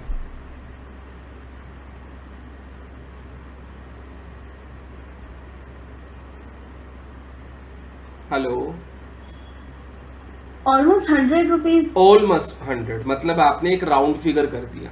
अगर आपके पास 91 रुपीज होते तो आप राउंड फिगर करके 90 बता देते कि ऑलमोस्ट 90 है। तो ये प्रिसाइज होता है। अब डिपेंड करता है कि कितने प्रिसाइज से फर्क पड़ रहा है। अगर मान लो आपने कलेक्ट किए 700 रुपए और आप बता रहे हो कि 1000 रुपए आ गए, तो ये तो बहुत बड़ा डिफरेंस आ गया ना। तो कितना प्रिसाइजली आप काम करना चाहते हो, जैसे mm है, mm सबसे शॉर्ट स्मॉल यूनिट है। अब अगर आपने एक लाइन लगाई 5.5 mm, तो 5 mm क्या ही होता है? कुछ भी नहीं, तो हम राउंड फिगर में उसको 5 या 6 ही बोलेंगे। सेंटीमीटर में काम करोगे तो आप 1 पॉइंट तक आपको दिखाना पड़ेगा, क्योंकि 1 सेंटीमीटर और आधा सेंटीमीटर भी अपने आप में बहुत बड़ा हो जाता है। और 1 मीटर की बात करें तो 1 मीटर में तो 3 फीट आ जाते हैं। अगर मैं 3.5 मीटर, 3.5 मीटर की कोई मैंने लाइन लगाई, उसको मैं ये नहीं बोल सकता कि मैंने 3 मीटर की लगाई है या मैंने 4 मीटर की लगाई है। तो आपको एग्जैक्ट 3.5 मीटर ही बताना पड़ेगा, क्योंकि 1 पॉइंट मीटर से भी आपका कई सेंटीमीटर का डिफरेंस आ जाएगा। समझ रहे हो? तो अगर आप मिलीमीटर यहां से चूज करोगे तो प्रिसाइज 0 रखो, सेंटीमीटर चूज करोगे तो प्रिसाइज 1 पॉइंट तक रख सकते हो, मिलीमीटर अगर आप मीटर चूज करो तो प्रिसाइज 2 पॉइंट तक आप रख सकते हो। तो कितना प्रिसाइजली काम करना है। मान लो मेरे को मिलीमीटर में काम करना, तो मेरी सेटिंग रहेगी ये, बाकी मैं कुछ नहीं छेड़ूंगा, बाकी को एज इट इज रहने दो। ठीक है। अब अगर मैं फीट इंचेस में काम करूंगा तो मेरी सेटिंग रहेगी आर्किटेक्चरल चूज करूंगा या फिर इंजीनियरिंग। अब बात आता है कि आर्किटेक्चरल चूज करना चाहिए या फिर इंजीनियरिंग चूज करना चाहिए। तो इसके लिए पहले आपको पता होना चाहिए कि इन दोनों में डिफरेंस क्या है। ओके, फॉर एग्जाम्पल अगर मैं आर्किटेक्चरल चूज करता हूं और अब अगर आप एक लाइन लेते हो 5 फीट की, चलो मैं आर्किटेक्चरल यहाँ पे चूज कर रहा हूँ। प्रिसाइज मान लो मैंने यहाँ पे मैंने कर दिया प्रिसाइज 1/32। ठीक है। अब 1/32 और यहाँ से फीट और इंचेस में से स्मॉल यूनिट कौन सी है? इंचेस। तो आप यहाँ से इंचेस चूज करोगे। अब अगर आपकी एक लाइन 5 फीट की है तो वो 5 फीट ही दिखाएगा। अगर आपकी एक लाइन 5 फीट 5.5 उसकी है, 5 फीट 5 इंचेस की है तो 5 फीट 5 इंचेस दिखाएगा। बट अगर आपके इंचेस के भी पार्टीशन हो गए, जैसे 5 फीट 5.5 इंचेस, एंड अब 5.5 इंचेस को आप कैसे लिख सकते हो? 5.5 इंचेस को आप कैसे लिख सकते हो यहाँ पे बताओ? 5 feet 6 inches. 5 फीट 5.5 इंचेस को हम ऐसे, या तो ऐसे लिखो 0.5 इंचेस, या तो ऐसे आएगा ना, या फिर 5 फीट 5 and 1/2 इंचेस, ऐसे आएगा ना, 5 and 1/2 इंचेस। तो जो ये आपका 1/2 इंचेस है, फॉर एग्जांपल दोबारा मैं लिख के दिखाता हूँ, 5 1/2 इंचेस ऐसे लिखा आएगा।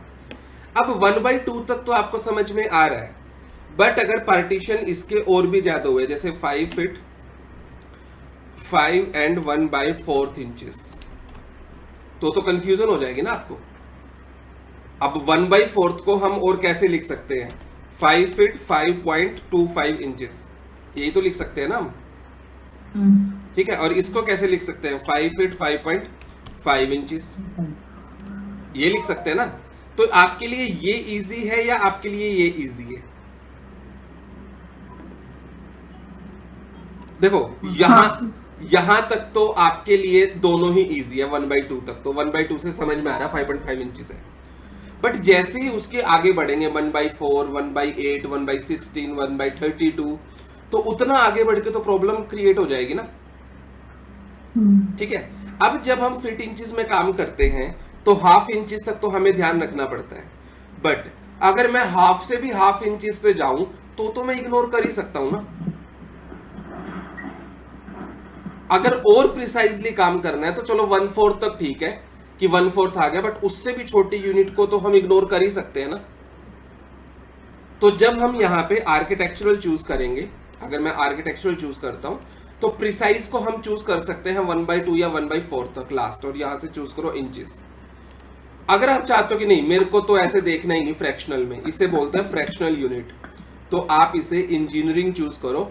अब अगर आपके पॉइंट तक आएगा तो आपको इस तरीके से दिखाएगा 5 feet 5.5 inches, 5 feet 5 and 5.2 inches. समझ गए? सर हम फर्स्ट भी नहीं रख सकते क्या चीज? फर्स्ट वाला प्रिसीजन फर्स्ट वाला नहीं रख सकते क्या? अगर आप फर्स्ट वाला रखोगे तो होगा क्या, अगर आपकी कोई लेंथ 5 फीट 5.5 इंचेस है तो उसे राउंड फिगर में दिखा देगा वो 5 फीट 5 इंचेस या 5 फीट 6 इंचेस, तो आपके पास हाफ इंचेस का डिफरेंस आ जाएगा। समझ गए? तो आप यहाँ पे प्रिसाइज 1/2 या 1/4 तक रखें, 1/2 तक भी चलेगा, वरना बिल्कुल एग्जैक्ट चाहिए तो आप इंजीनियरिंग यहाँ से चूज करो। रखना चाहिए।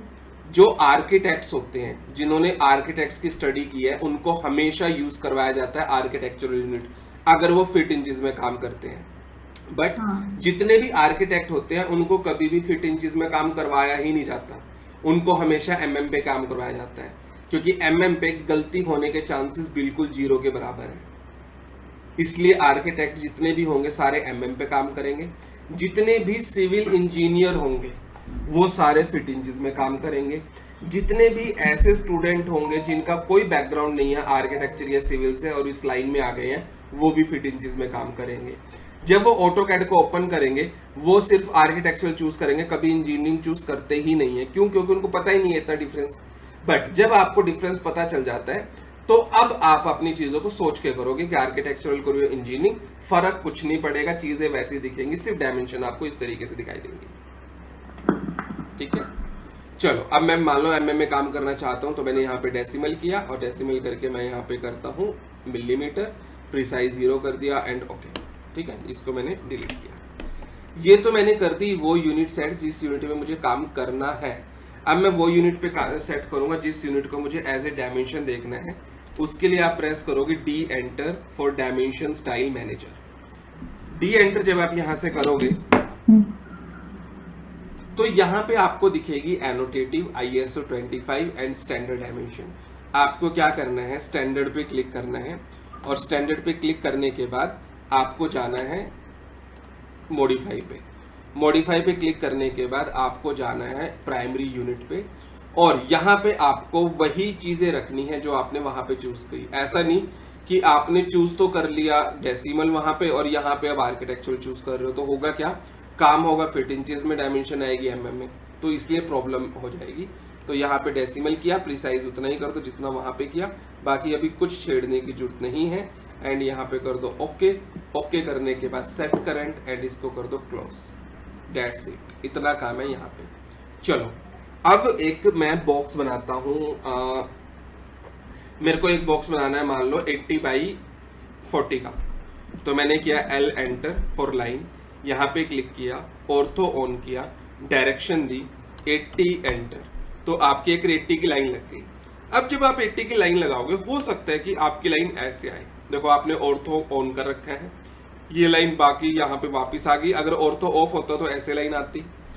आपको लग सकता है कि पता नहीं आई भी है नहीं, या फिर हो सकता है कि आपने इतना जूम आउट कर रखा हो कि आपको पता ही नहीं चले कि आपकी लाइन लगी भी है या नहीं। तो आपको क्या काम करना है, एक बार एक लाइन लगा के कमांड से बाहर आ जाओ एस्केप करके, फिर यहाँ से जूम करो और अपने व्यू को सामने ले आओ। अब आपको क्या करना है, यहाँ पे दोबारा L एंटर करना है, यहाँ पे क्लिक करके नीचे आना है 40 एंटर, फिर लेफ्ट जाना है 80 एंटर और फिर ऊपर आपको क्लिक कर देना है। तो आपके पास 80x40 का एक बॉक्स बन जाएगा। अब मैं चाहता हूं कि 80x40 का बॉक्स जो ये है उसको मैं देखूं डायमेंशंस के अकॉर्डिंग। अब डायमेंशन के लिए आपके पास ये डायमेंशन होती है, linear dimension, align dimension, angular, arc length, radius, diameter, ये सारी आपकी डायमेंशन होती है जो आप यहाँ पे लगा सकते हो। अब लीनियर डायमेंशन जो आपका होता है वो होता है हॉरिजॉन्टल और वर्टिकल डायमेंशन को चेक करने के लिए।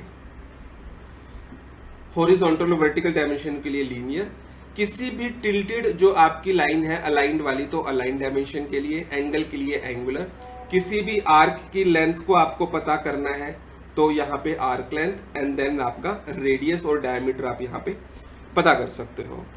तो सबसे पहले हम लेंगे लीनियर डायमेंशन, और लीनियर डायमेंशन के लिए जो शॉर्टकट होगी वो होगी DLI एंटर।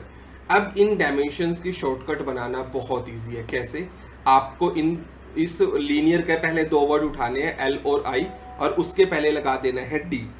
जितने भी ऑप्शन है सबके वही बनेंगे, जैसे लीनियर के लिए DLI, और उसके बाद अलाइंड के लिए आप यूज करोगे DAL। अगर मैं यहाँ पे दिखाऊं शॉर्टकट्स में तो ये देखो, linear DLI, aligned DAL, arc length DAR, radius DRA, diameter DDI। पहले D लगाना है और उसके दो वर्ड उठा लेना है, वही इसकी शॉर्टकट बन जाएगी।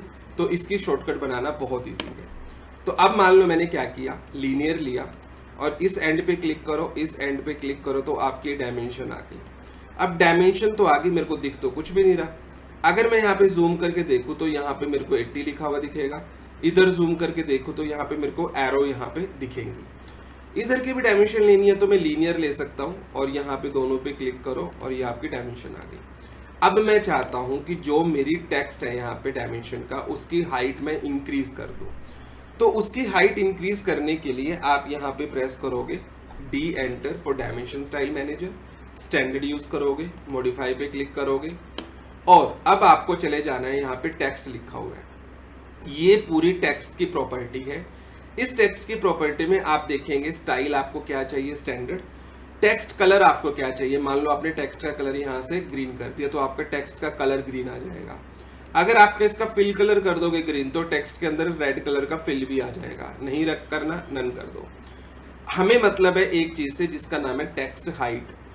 आपका लेंथ आपने लिए है मान लो 80 mm और 0.18 mm की आपकी लेंथ की टेक्स्ट की हाइट है। मान लो मैंने इसको 4 कर दिया।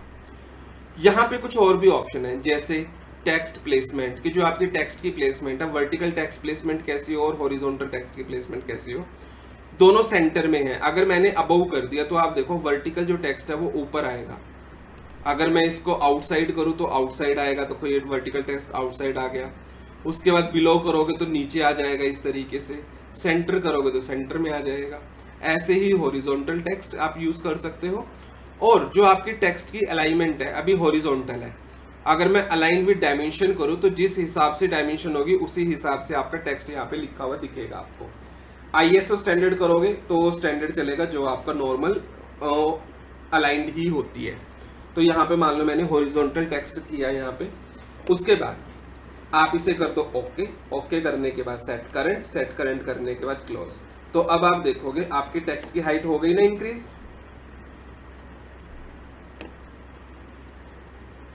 नहीं हुई? हो गई? हाँ सर हो गई। हाँ तो बताओ ना मेरे को कि हाँ जी हो गई। अब मुझे एरो साइज भी इंक्रीज करना है, तो उसके लिए प्रेस करोगे D enter for dimension style manager, standard, modify, उसके बाद चलोगे सिंबल्स एंड एरो पे। आपको एरे कैसे चाहिए, एरो कैसे चाहिए, फर्स्ट और सेकंड एरो जो है आपको ऐसे चाहिए या क्लोज चाहिए या डॉट में चाहिए या ओपन चाहिए। अपने एरोज को आप अपने तरीके से चूज कर सकते हो कि किस तरीके का मेरे को एरो चाहिए। और ये है लीडर। लीडर होता है जो आप डायमेंशंस के लिए जो लीडर बनाओगे, जैसे यहाँ पे लीडर आएंगे तो किसी के बारे में कुछ बताना है एरो लगा के, तो उस एरो को आपको किस तरीके से चाहिए वो आप यहाँ से कर सकते हैं चेंज। यहाँ से आप कर सकते हो एरो साइज, मान लो मैंने इसको भी 4 कर दिया। उसके बाद कुछ ऑप्शन है कि अगर आपने कोई सर्कल बनाया उसके बीच में नन करोगे तो कोई भी डॉट नहीं आएगी यहाँ पे। अगर मैं चाहता हूँ कि अगर मैं कोई सर्कल बनाऊं उसके बीच में एक मार्क आ जाए, तो आप मार्क पे क्लिक करो, कितनी थिकनेस का मार्क आए वो थिकनेस चूज कर सकते हो। और अगर आप लाइन करोगे तो उस सर्कल के बीच में इस तरीके से क्रॉसिंग में लाइन आएगी, ये आप अपनी मर्जी से देख सकते हैं। उसके बाद बहुत सारी चीजें हैं बट अभी हमें मतलब नहीं है किसी चीज से। अभी ओके करो, सेट करंट करो, क्लोज करो, तो आप देखोगे एरो भी आपकी बड़ी हो गई। अब ये हो, हाँ जी, हमने जितना एरो साइज रखा है उतना टेक्स्ट हाइट रखने का है। आप बड़ा छोटा भी कर सकते हो। मान लो मेरे को टेक्स्ट और बड़ा चाहिए बट एरो इतनी चाहिए तो टेक्स्ट साइज को और बड़ा कर सकते हो। ऐसा कुछ नहीं है कि आपको सेम रखना है। टेक्स्ट हाइट थी 0.18 तो आपने लगाया 4, तो 4 से आगे भी रख सकते क्या? कितना भी रखो, 4, 5। मान लो अगर मैंने लाइन 800 की ली होती तो मेरे को और बढ़ाना होता ना, तो ये वाली भी कम हो जाती, फिर मेरे को 4 की जगह 40 करनी पड़ती। अब ये डायमेंशन इतनी लेंथ के लिए तो ठीक है, बट अगर लेंथ ही मैंने कर दी यहाँ पे मान लो 2000 और अब मैं इसकी डायमेंशन लेता हूँ तो अब तो कुछ नहीं दिखाई देगा ना। अब इसको देखने के लिए हमें डी एंटर करके मॉडिफाई पे जाके टेक्स्ट पे जाके और इसकी हाइट को मान लो मैं करता हूँ यहाँ पे 300 एंड ओके करोगे, सेट करंट करोगे, क्लोज करोगे, तो आपको ये इतनी बड़ी डायमेंशन दिखेगी। अब ये डायमेंशन इसके लिए तो ठीक है जो आपकी ये है लाइन, बट ये डायमेंशन इसके लिए तो बहुत बड़ी हो गई ना अभी। तो डिपेंड करता है, बड़ी डायमेंशन रहेगी। बिल्कुल डिपेंड करता है, जितनी बड़ी आपकी लेंथ उतनी ही बड़ी आप उसकी डायमेंशन डाल सकते हो। तो मोटा मोटा अगर आप पकड़ के चलो तो 20% तक आप डाल सकते हो। 20% मतलब 20 या 25% या 15%, 15 to 25%, मतलब 80 का 20%, 80 का 10% नहीं, 15%। तो 15% तक की आप डायमेंशन ले सकते हो, वहां तक सही रहती है। अगर 2000 की लाइन है तो 15% पकड़ लो, 300 हो गया। या 10% पकड़ लो, 10 to 15% के बीच में आप ले सकते हो डायमेंशन। दोबारा अगर मैं, हाँ एक चीज था, ये होती है डायमेंशन लाइन, ये होती है एक्सटेंशन लाइन। अब अगर मैं डायमेंशन को थोड़ा और दूर करूं तो अगर मैं जानूं कि मेरी शेप क्या है, तो अगर मैं ऐसे करूं तो मेरे को लगेगा कि रेक्टेंगल के साथ ये लाइन भी जुड़ी हुई है। मैं चाहता हूं कि मेरे को रेक्टेंगल अलग ही देखना है, तो मैं क्या करूंगा, एक्सटेंशन लाइन को सिलेक्ट किया और इसको थोड़ा ऊपर कर दिया। अब ये तो किया मैंने मैन्युअली, बट मैं चाहता हूं कि बाय डिफॉल्ट ये थोड़ा दूर ही आए और यहीं तक लाइन रहे बस इसकी। तो मैं करूंगा D enter for dimension style manager, modify पे जाओ और यहाँ पे अब जाना आपको लाइंस पे। लाइंस पे क्लिक करोगे तो यहाँ पे लाइन का कलर है, ये डायमेंशन लाइन की प्रॉपर्टी है, ये एक्सटेंशन लाइन की प्रॉपर्टी है। डायमेंशन लाइन की प्रॉपर्टी में जाके मान लो मेरे को डायमेंशन लाइन को रेड करना है तो ये रेड हो जाएंगी, एक्सटेंशन लाइन को रेड करना है ये भी रेड हो जाएंगी। डायमेंशन लाइन का लाइन टाइप होता है कि डॉटेड में चाहिए, तो अदर पे जाओ, लोड पे क्लिक करो तो ये डॉटेड लाइन आ जाएंगी। अगर आप ओके करोगे, इसको क्लिक करके ओके करोगे तो आपकी डायमेंशन लाइन डॉट्स में आ जाएंगी। लाइन वेट होता है थिकनेस, अगर आपको बढ़ानी है तो उतनी थिकनेस डाल सकते हो कि मेरे को कितनी थिकनेस की लाइन चाहिए वो आप बढ़ा सकते हो यहाँ पे। ऐसे ही एक्सटेंशन लाइन कि आपको एक्सटेंशन लाइन 1 का मतलब एक साइड की, 2 का मतलब सेकंड साइड की, आपको कैसे चाहिए उन दोनों को चेंज कर सकते हो। लाइन वेट चेंज कर सकते हो। इतना करने की बजाय मैं सिर्फ एक चीज पे क्लिक करूंगा, फिक्स्ड लेंथ एक्सटेंशन लाइन, आप इसे फिक्स कर दो। जैसे ही फिक्स करोगे तो इतनी फिक्स हो जाएगी और ये कितनी लेंथ की फिक्स करनी है वो आप यहाँ पे चूज कर सकते हो, उतनी ही लेंथ की फिक्स हो जाएगी। अगर मैं अब यहाँ पे ओके करता हूँ, सेट करंट करता हूँ एंड क्लोज करता हूँ, तो आप देखो आपकी जो डायमेंशन लाइन है वो आपकी एक तो डॉटेड में आ गई, और अगर आप देखोगे फिक्स्ड हो गई ये लेंथ यहाँ पे 1 की। अगर मैं डी एंटर करके मॉडिफाई में जाके इसकी लेंथ को और बढ़ा दूँ, 1 की जगह मान लो मैंने यहाँ पे 4 कर दिया, तो आपकी जो एक्सटेंशन लाइन है वो आपकी इंक्रीज हो जाएगी स्टार्टिंग से अगर आप करोगे तो इस तरीके से। जैसे ये आ गई इस तरीके से रख सकते हो। डी एंटर करके हमें डॉटेड करने की कोई जरूरत नहीं होती, हम इसको बाई लेयर ही यहाँ पे करते हैं। उसके बाद okay, set current and close, तो आपकी इस तरीके से यहाँ पे डायमेंशन आ जाएगी। अब आप देख सकते हो आपको डायमेंशन सारी एग्जैक्टली अलग अलग दिखाई दे रही है यहाँ पे। अगर मेरे पास कोई शेप है यहाँ पे ट्रायंगुलर शेप, अगर मैं इसकी डायमेंशन चेक करना चाहूँ तो एक है लीनियर फॉर स्ट्रेट डायमेंशन। एक और चीज, अगर आप DLI एंटर करते हैं तो आप दोनों पॉइंट पे क्लिक करके डायमेंशन ले सकते हैं, बट अगर आप DLI 2 बार एंटर करते हैं तो आपका बॉक्स ऐसे राउंड स्क्वायर में बन जाएगा। अब आप सिंपली क्लिक करके भी डायमेंशन ले सकते हैं ऐसे, या फिर आप अगर यहाँ पे लीनियर लेके एक बार एंटर और कर देते हैं तो आप एक ही क्लिक में डायमेंशन इस तरीके से ले सकते हैं। अगर आपको प्रीवियस कमांड रिपीट करनी है तो आपको वो कमांड दोबारा लेने की नीड नहीं है, आप डायरेक्टली स्पेस बटन प्रेस करें तो वो आपकी कमांड दोबारा कंटिन्यू हो जाएगी और आप इस तरीके से यहाँ पे दिखा सकते हैं। अगर आप लीनियर डायमेंशन की हेल्प से इस लाइन की डायमेंशन को चेक करना चाहो तो वो नहीं कर सकते, क्योंकि ये है आपकी हॉरिजॉन्टल और वर्टिकल डायमेंशन के लिए। अगर इसकी लेंथ चेक करनी है तो मेरे को लेनी पड़ेगी अलाइंड। आप क्लिक करें और इन दोनों एंड पॉइंट पे क्लिक करेंगे तो ये इस तरीके से अलाइंड आ जाएगी। अगर आपको कोई एंगल चेक कर रहे हैं तो आप यहाँ से लो एंगुलर डायमेंशन, तो आप इस तरीके से एंगल चेक कर सकते हैं। अगर आपको सर्कल है आपके पास, अगर रेडियस चेक करना है तो आप ये रेडियस चेक कर सकते हैं। अगर आपको डायमीटर चेक करना है, डायमीटर चेक कर सकते हैं। अगर आपके पास कोई आर्क है तो आप इसकी आर्क लेंथ चेक कर सकते हैं कुछ इस तरीके से। अगर मान लो मेरे को यहाँ पे एक रेक्टेंगल है कुछ ऐसे, और इसके डिफरेंट पार्टीशन है और इन सब की डायमेंशन मेरे को कंटिन्यूस चाहिए, तो आप कंटिन्यूस डायमेंशन को भी यूज़ कर सकते हैं। कैसे? आपको एक डायमेंशन लगानी पड़ेगी लीनियर डायमेंशन, DLI एंटर करके यहाँ से यहाँ तक, और इसको कंटिन्यू करने के लिए मेरे को चाहिए कंटिन्यूस डायमेंशन। शॉर्टकट है DCO एंटर। यहाँ पे आपको दिखेगी नहीं, आपको जाना पड़ेगा डायमेंशन पे और यहाँ पे मिलेगा आपको कंटिन्यूस। आप क्लिक करें, वहाँ से स्टार्ट हो जाएगी और आप इसे क्लिक करते जाएं तो आपकी कंटिन्यूस डायमेंशन यहाँ पे लगनी स्टार्ट हो जाएगी। तो इन डायमेंशंस को आप इस तरीके से यूज़ कर सकते हैं। क्लियर है? सर मुझे पूछना था, जो एक्सरसाइज 2 है वहाँ एक्सरसाइज 2 एक बार मैं कमांड बता दूं सारी, फिर सारी एक्सरसाइज भी करके दिखाऊंगा। हाँ सर। ठीक है? हाँ जी, चलो ये हो गया किस तरीके से डायमेंशन ले सकते हो। अब चलते हैं थोड़ा सा आगे कमांड्स पे। जैसे नेक्स्ट कमांड आती है आपकी सर्कल कमांड। आपको सर्कल बनाना है। सर्कल बनाने के लिए आप प्रेस करोगे C एंटर फॉर सर्कल। ये आपको बोलेगा, नीचे देखो, specify centre point for circle.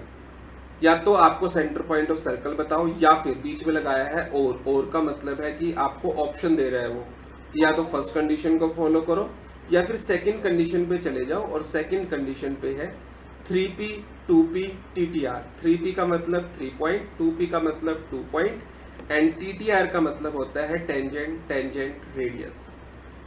अब इसकी फर्स्ट कमांड को हम फॉलो करते हैं, क्लिक करते हैं स्क्रीन पे। जैसे ही क्लिक किया, अब ये आपसे पूछेगा specify radius of the circle और डायमीटर। तो मैं क्या करूंगा, स्पेसिफाई रेडियस अगर मेरे को बताना है तो मैं डायरेक्टली डाल दूंगा कि मेरे को 30 चाहिए, एंटर। तो आप देखोगे 30 रेडियस का एक सर्कल बनेगा यहाँ पे। अगर आप यहाँ पे रेडियस पे क्लिक करके चेक करते हैं तो यहाँ पे रेडियस 30 आ जाएगा। अगर मुझे 30 डायामीटर का सर्कल चाहिए तो आप C प्रेस करें, फर्स्ट क्लिक करें। अगर आप डायरेक्टली कोई यूनिट डालोगे तो वो रेडियस लेगा, बट अगर मेरे को डायमीटर बताना है तो मेरे को सॉफ्टवेयर को बताना पड़ेगा कि मैं डायमीटर डाल रहा हूँ।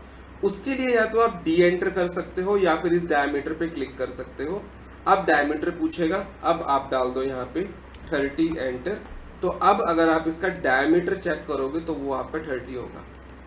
डायमीटर रेडियस से डबल होता है। अब इसका अगर रेडियस चेक करूंगा तो 15 होगा। इस तरीके से आप सर्कल को क्रिएट कर सकते हैं। मान लो मेरे पास एक ट्रायंगल है यहाँ पे और मुझे एक सर्कल क्रिएट करना है, ऐसा सर्कल जो इन तीनों पॉइंट्स को टच करके जाए। मान लो मेरे पास ये 3 पॉइंट है, तो उसके लिए आप प्रेस करो C एंटर और यहाँ पे आपके पास है 3 पॉइंट। आप इस पे क्लिक करो, this one is first point, then second point and then third point. ये आप इस तरीके से क्रिएट कर सकते हो। अगर मेरे पास कोई एक सिंगल लाइन है और जिसपे 2 ही पॉइंट है, C एंटर करो एंड देन प्रेस करो 2P, ये फर्स्ट पॉइंट, ये सेकंड पॉइंट, तो आपका इस तरीके से सर्कल बन जाएगा। मान लो मुझे एक ऐसा सर्कल चाहिए जो इस सर्कल से टच होके निकल जाए। कोई भी चीज किसी से टच होके अगर निकल जाए तो उसे क्या बोलते हैं? उसे मैथ में बोलते हैं टेंजेंट। अगर मैं चाहता हूं कि एक सर्कल इसको टच करके निकल जाए तो इसका मतलब है मैं बोल रहा हूं इसके टेंजेंट से निकल जाए। एक इसके टेंजेंट से निकल जाए और उसका रेडियस हो मान लो 50 का, तो इसका टेंजेंट और रेडियस, मतलब टेंजेंट रेडियस, मतलब और शॉर्ट करो तो 10 रेडियस, और शॉर्ट करो तो TTR। तो C एंटर करो तो यहाँ पे है 10 रेडियस मतलब TTR। आप इस पे क्लिक करो। क्लिक करने के बाद this is your first tangent point, this is your second tangent point, आपको क्लिक करना है। देन ये पूछेगा आपको रेडियस कितना चाहिए। रेडियस हमेशा इन दोनों के डिस्टेंस से ज़्यादा होना चाहिए। मान लो मैंने डाल दिया 30, तो 30 डायमीटर रेडियस का एक सर्कल बनाएगा जो इन दोनों सर्कल से टच होके निकल जाएगा। अगर मैं अब एक ऐसा सर्कल बनाना चाहूँ जो इन तीनों से टच होके निकल जाए, अब उसमें रेडियस का कोई रोल नहीं होगा। अब मैं चाहता हूँ ओनली टेंजेंट और टेंजेंट। तो उसके लिए आपको क्या करना है, यहाँ पे जाना है सर्कल पे, और यहाँ तो मिलेगा नहीं C एंटर करके, यहाँ पे तो TTR तक है। बट अगर यहाँ पे सर्कल पे जाओगे या फिर आप ड्रॉ पे जाके यहाँ पे सर्कल पे जाओगे तो ये ऑप्शन मिलेंगे radius, diameter, 2P 3P TTR कर चुके हैं, एक बचता है TTT। आप इस पे क्लिक करें, इस पे क्लिक करें, इस पे क्लिक करें और इस पे क्लिक करें, तो आपका एक सर्कल बन जाएगा जो तीनों को टच करके निकलेगा। इवन किसी ट्रायंगल के अंदर भी सर्कल बनाना है तो TTT यूज करें और तीनों लाइन पे क्लिक करें तो इसके बीच में एक सर्कल यहाँ पे क्रिएट हो जाएगा। ये हो गया सर्कल आप कैसे क्रिएट कर सकते हैं। उसके बाद है कि अगर आपको फिलेट चाहिए तो फिलेट कैसे क्रिएट कर सकते हो। फॉर एग्जांपल आपके पास इस तरीके से ये बॉक्स है, 80x40 का एक बॉक्स है। अगर मैं इसे कॉपी कर लूँ यहाँ से तो ये मेरा एक बॉक्स है, 2 3 4 कॉपी कर ली इसका। पहले बात करते हैं कि फिलेट क्या होता है। फिलेट क्या होता है? राउंड एजेस, किसी एजेस को राउंड करना। तो फिलेट के लिए आप प्रेस करोगे F एंटर फॉर फिलेट। ये आपसे बोलेगा fillet select first point, but हमें पहले डालना पड़ेगा कि मेरे को कितने रेडियस का फिलेट चाहिए। फिलेट हमेशा एक राउंड होता है, तो राउंड एक सर्कल का पार्ट है। सर्कल हम रेडियस के अकॉर्डिंग बनाते हैं, तो फिलेट को भी हम रेडियस के अकॉर्डिंग देंगे। तो हमें यहाँ पे जाना है, एक ऑप्शन आता है रेडियस। ऑप्शन बहुत है, हमें किसी चीज़ की इतनी जरूरत नहीं है। हम उतनी चीज़ों पे फोकस करेंगे जो हमारी ड्राइंग बनाने में काम आए। ऐसे तो कमांड तो बहुत सारी है, हमें वो मतलब नहीं है, हमें मेन चीज़ों पे फोकस करना है। यहाँ पे आता है रेडियस, आपको रेडियस पे क्लिक करना है। एक रेडियस बता दो 10 का, 10 एंटर। तो आप अगर इन दोनों एज पे क्लिक करेंगे तो वो 10 रेडियस का यहाँ पे एक सर्कल राउंड बनाएगा। अगर मैं इसका रेडियस चेक करूँ तो आप देखोगे 10 आ गया। दोबारा अगर मान लो मेरे को यहाँ पे भी 10 रेडियस का चाहिए तो आप F एंटर करें। दोबारा आपको रेडियस डालने की जरूरत नहीं है, वो ऑलरेडी रेडियस 10 चल रहा है। आप इन दोनों पे क्लिक करें, वो रेडियस 10 इस तरीके से आ जाएगा। अब क्या होता है, कभी कभी मान लो मेरे पास एक ये लाइन है और एक ये लाइन है। अब कभी कभी ऑटोकैड में सबसे ज़्यादा बार ये होगा कि इन दोनों लाइन को आपस में मिलाना है, तो इन दोनों लाइन को आपस में फिलेट की हेल्प से ही मिलाएंगे, बट रेडियस रखना पड़ेगा 0। अगर मैं F एंटर करके रेडियस 10 पे ही इसको मिला दिया तो राउंड कर देगा। बट अगर मेरे को डायरेक्टली मिलाना है तो F एंटर करो, R एंटर करो और रेडियस कर दो 0 एंटर, और हम दोनों को क्लिक करोगे तो आपका इस तरीके से ज्वाइन हो जाएगा। और ये चीज़ आप बहुत यूज़ करने वाले हो आगे चल के। फॉर एग्जाम्पल एक और चीज़, फॉर एग्जाम्पल ये आपका इस तरीके से मान लो इस लाइन को मैंने आगे बढ़ा दिया, इसको भी आगे बढ़ा दिया। अब मुझे ये हटानी है और इतना ही रखना है, इसमें भी फिलेट काम आएगा। इन दोनों को क्लिक कर दो तो आगे चल के फिलेट का बहुत काम आने वाला है। एक होता है चैम्फर, चैम्फर होता है ऐसे कट कर देना। मान लो मेरे को यहाँ पे इस तरीके से एक लाइन कट करनी है, इधर से मेरे को 10 का डिस्टेंस चाहिए, इधर से भी, तो मैनुअल तरीके में हम क्या करेंगे, ऑफसेट लेंगे 10 का, इसका भी ले लेंगे, इसका भी ले लेंगे और एक लाइन ऐसे लगा देंगे। लाइन लगाने के बाद इन दोनों को तो कर देंगे इरेज और इन दोनों को कर देंगे ट्रिम। ट्रिम क्या होती है अभी बताता हूँ। अब यही चीज अगर मेरे को एक ही कमांड से करनी है तो वो कमांड है चैम्फर, CHA एंटर। चैम्फर के अंदर हमें first chamfer distance and second chamfer distance बताना होता है। तो यहाँ पे है डिस्टेंस, आपको डिस्टेंस पे क्लिक करना है। फर्स्ट चैम्फर डिस्टेंस मैंने कर दिया 10 एंटर, सेकंड कर दिया 10 एंटर। ये मैंने फर्स्ट क्लिक कर दिया, ये सेकंड कर दिया, तो आपका इस तरीके से चैम्फर आ गया। अगर आपने चैम्फर पे गए और डिस्टेंस को यहाँ पे आपने फर्स्ट चैम्फर डिस्टेंस 10 किया एंड सेकंड आपने 20 कर दिया, तो जो फर्स्ट क्लिक करोगे उस साइड तो 10 पे कटेगा, जो दूसरा क्लिक करोगे उस साइड पे 20 का कट जाएगा। तो इस तरीके से आप चैम्फर को यूज कर सकते हो, फिलेट और चैम्फर को। उसके बाद बात करते हैं कि ट्रिम क्या होता है। फॉर एग्जाम्पल मेरे पास इस तरीके से ये एक लाइन है, ये मैंने एक लाइन ली, इस लाइन का मेरे को ऑफसेट चाहिए, तो ट्रिम से पहले आएगा ऑफसेट। ऑफसेट क्या होता है कि फॉर एग्जांपल मेरे को इस लाइन, इसी लेंथ की लाइन मेरे को इसके 5 mm के डिस्टेंस के बाद चाहिए। तो मैंने क्या किया, यहाँ से मैं इधर आया 5 एंटर, फिर नीचे गया पता नहीं कितना गया, फिर यहाँ से मैं इधर ये किया, फिर TR एंटर करके मैंने इसको ट्रिम किया, ये हटाया। अब ये तो हो गया एक लॉन्ग मेथड। अगर मेरे को शॉर्ट मेथड यूज करना है तो मैं क्या करूँगा, O एंटर फॉर ऑफसेट। आप डालो ऑफसेट डिस्टेंस कितना चाहिए, मैंने डाल दिया कि ऑफसेट डिस्टेंस मेरे को 15 का चाहिए, 15 एंटर। किसका ऑफसेट चाहिए, इस लाइन का, क्लिक करो और जिस डायरेक्शन में चाहिए उस डायरेक्शन में क्लिक कर दो तो वो ऑफसेट आ जाएगा। क्लिक किया, डायरेक्शन दी, क्लिक कर दिया।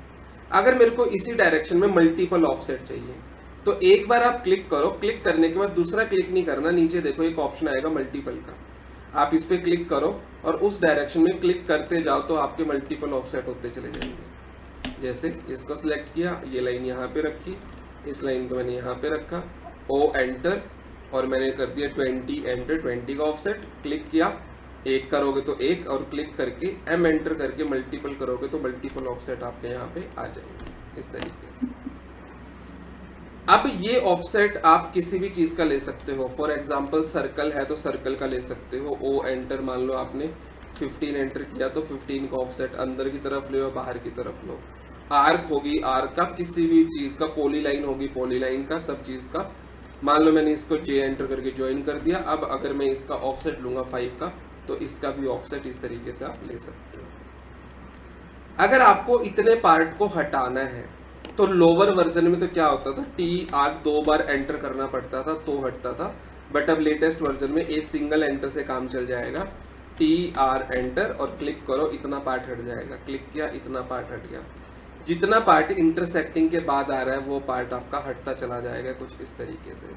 अगर आप क्लिक करके एंड होल्ड करके ऐसे करोगे तो भी हट जाएगा, आप ऐसे चलाओगे तो भी हट जाएगा, कुछ इस तरीके से। ठीक है, आप मल्टीपल लाइन एक साथ चला दो, ऐसे हट जाएगा। इवन आप इसके ऊपर भी चलाओगे ये इरेज भी हो जाएगा इस तरीके से। ये आप यूज कर सकते हो। मान लो मैंने ये यहाँ से इरेज किया और ये भी इरेज कर दिया। अब मुझे इसको एक्सटेंड करना है आगे तक, तो आप कर सकते हो EX एंटर फॉर एक्सटेंड। आप इस पे क्लिक करो तो जो उसको आगे रेफरेंस पॉइंट मिलेगा वहां तक एक्सटेंड करेगा। अगर उसे कोई रेफरेंस पॉइंट नहीं मिला तो एक्सटेंड नहीं करेगा। तो आप ऐसे एक्सटेंड कर सकते हो। आप मल्टीपल एक्सटेंड भी एक साथ कर सकते हो, कुछ इस तरीके से। अगर आप एक्सटेंड कमांड में हो और अगर आप शिफ्ट प्रेस करके क्लिक कर देते हो तो वो ट्रिम कर देगा इस तरीके से। और अगर आप ट्रिम कमांड में हो तो यहाँ पे भी आप देख सकते हो सिलेक्ट ऑब्जेक्ट टू ट्रिम और शिफ्ट सिलेक्ट टू एक्सटेंड। अगर आप वैसे क्लिक करोगे तो ट्रिम करेगा, शिफ्ट दबा के क्लिक करोगे तो एक्सटेंड कर देगा। तो शिफ्ट और एक्सटेंड कमांड को तो आप एक दूसरे के साथ भी यूज कर सकते हो। समझ गए? तो ये हो गई आपकी ऑफसेट, ट्रिम, एक्सटेंड। अब बचता है पॉलीगन, एलिप्स और कॉपी, मूव, रोटेट क्या होता है। फॉर एग्जाम्पल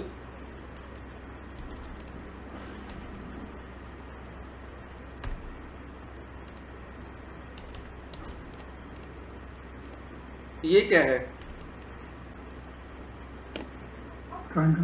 ट्रायंगल, ये क्या है? रेक्टेंगल, रेक्टेंगल क्यों बोलते हैं? क्योंकि सारी साइड्स इक्वल नहीं है, two side same, two sides unequal. चलो इसको ट्रायंगल क्यों बोलते हैं? Triangle has 3 sides, 3 corners and 3 vertices। ट्रायंगल का मतलब है 3 एंगल। हम्म, जिस भी शेप में 3 एंगल्स हो तो उसे ट्रायंगल बोला जाएगा। हम्म, जिस शेप में 4 एंगल हो उसे रेक्टेंगल बोला जाएगा, और चारों एंगल अगर आपके लेंथ सेम हो, चारों लेंथ, तो उसे स्क्वायर बोला जाएगा। जिस शेप में 5 एंगल हो तो उसे क्या बोला जाएगा? Pentagon, pentagon. जिस शेप में 6 साइड हो उसे, हेक्सागन, फिर सेप्टागन, फिर ऑक्टागन, ऑक्टागन, नैनोगन। नैनोगन, इन डेकागन। सभी शेप्स को हम क्या बोलते हैं? पॉलीगन्स।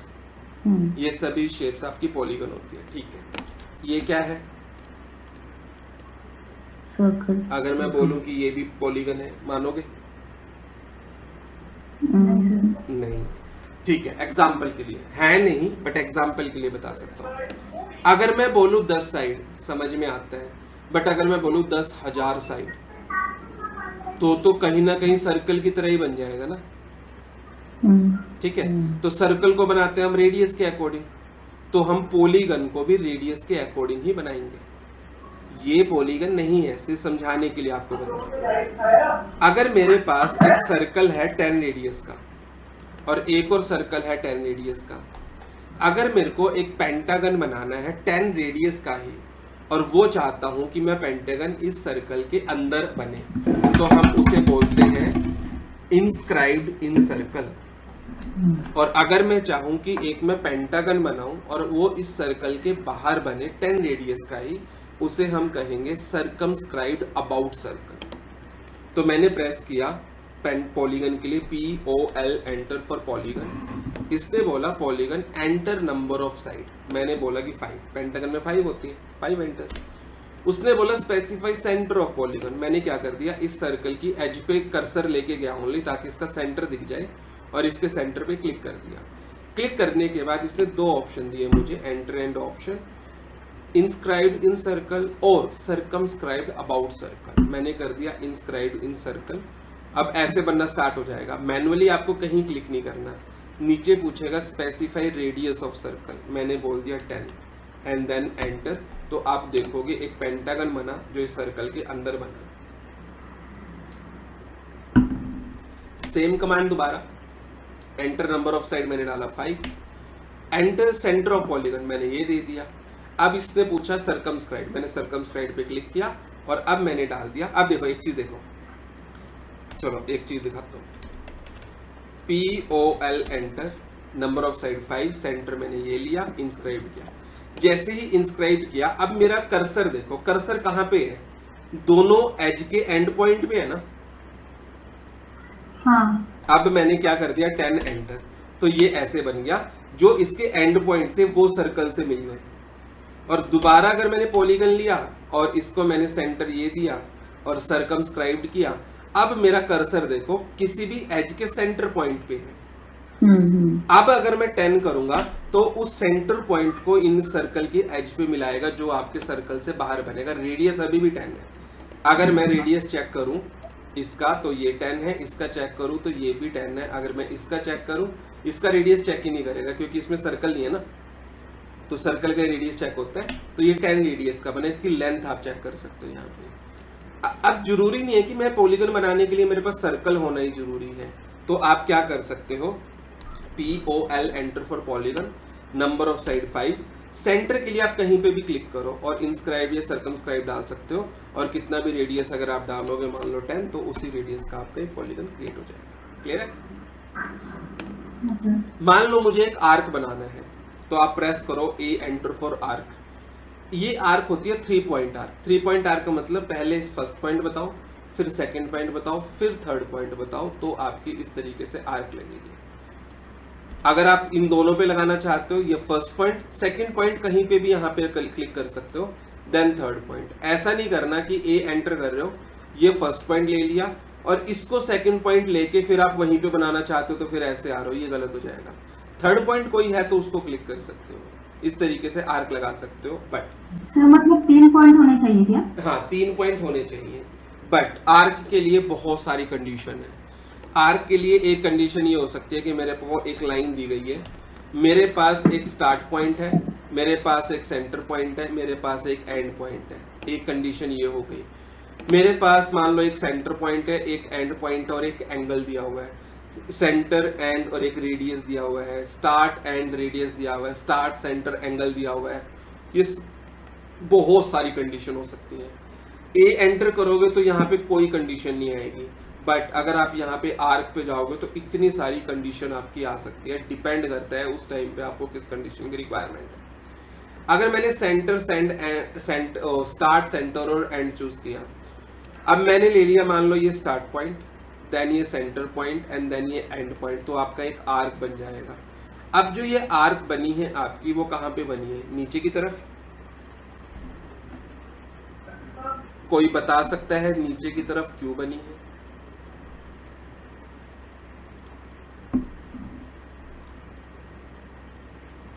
क्योंकि आपने कर्सर नीचे किया होता ना सर, अच्छा, ऊपर करते तो ऊपर बन जाता है। ठीक है, दोबारा लिया आर्क, ये स्टार्ट पॉइंट, ये सेंटर पॉइंट, अब एंड पॉइंट। मैंने तो ऊपर ही है कर्सर, अभी मैं तो नीचे लेके भी नहीं गया।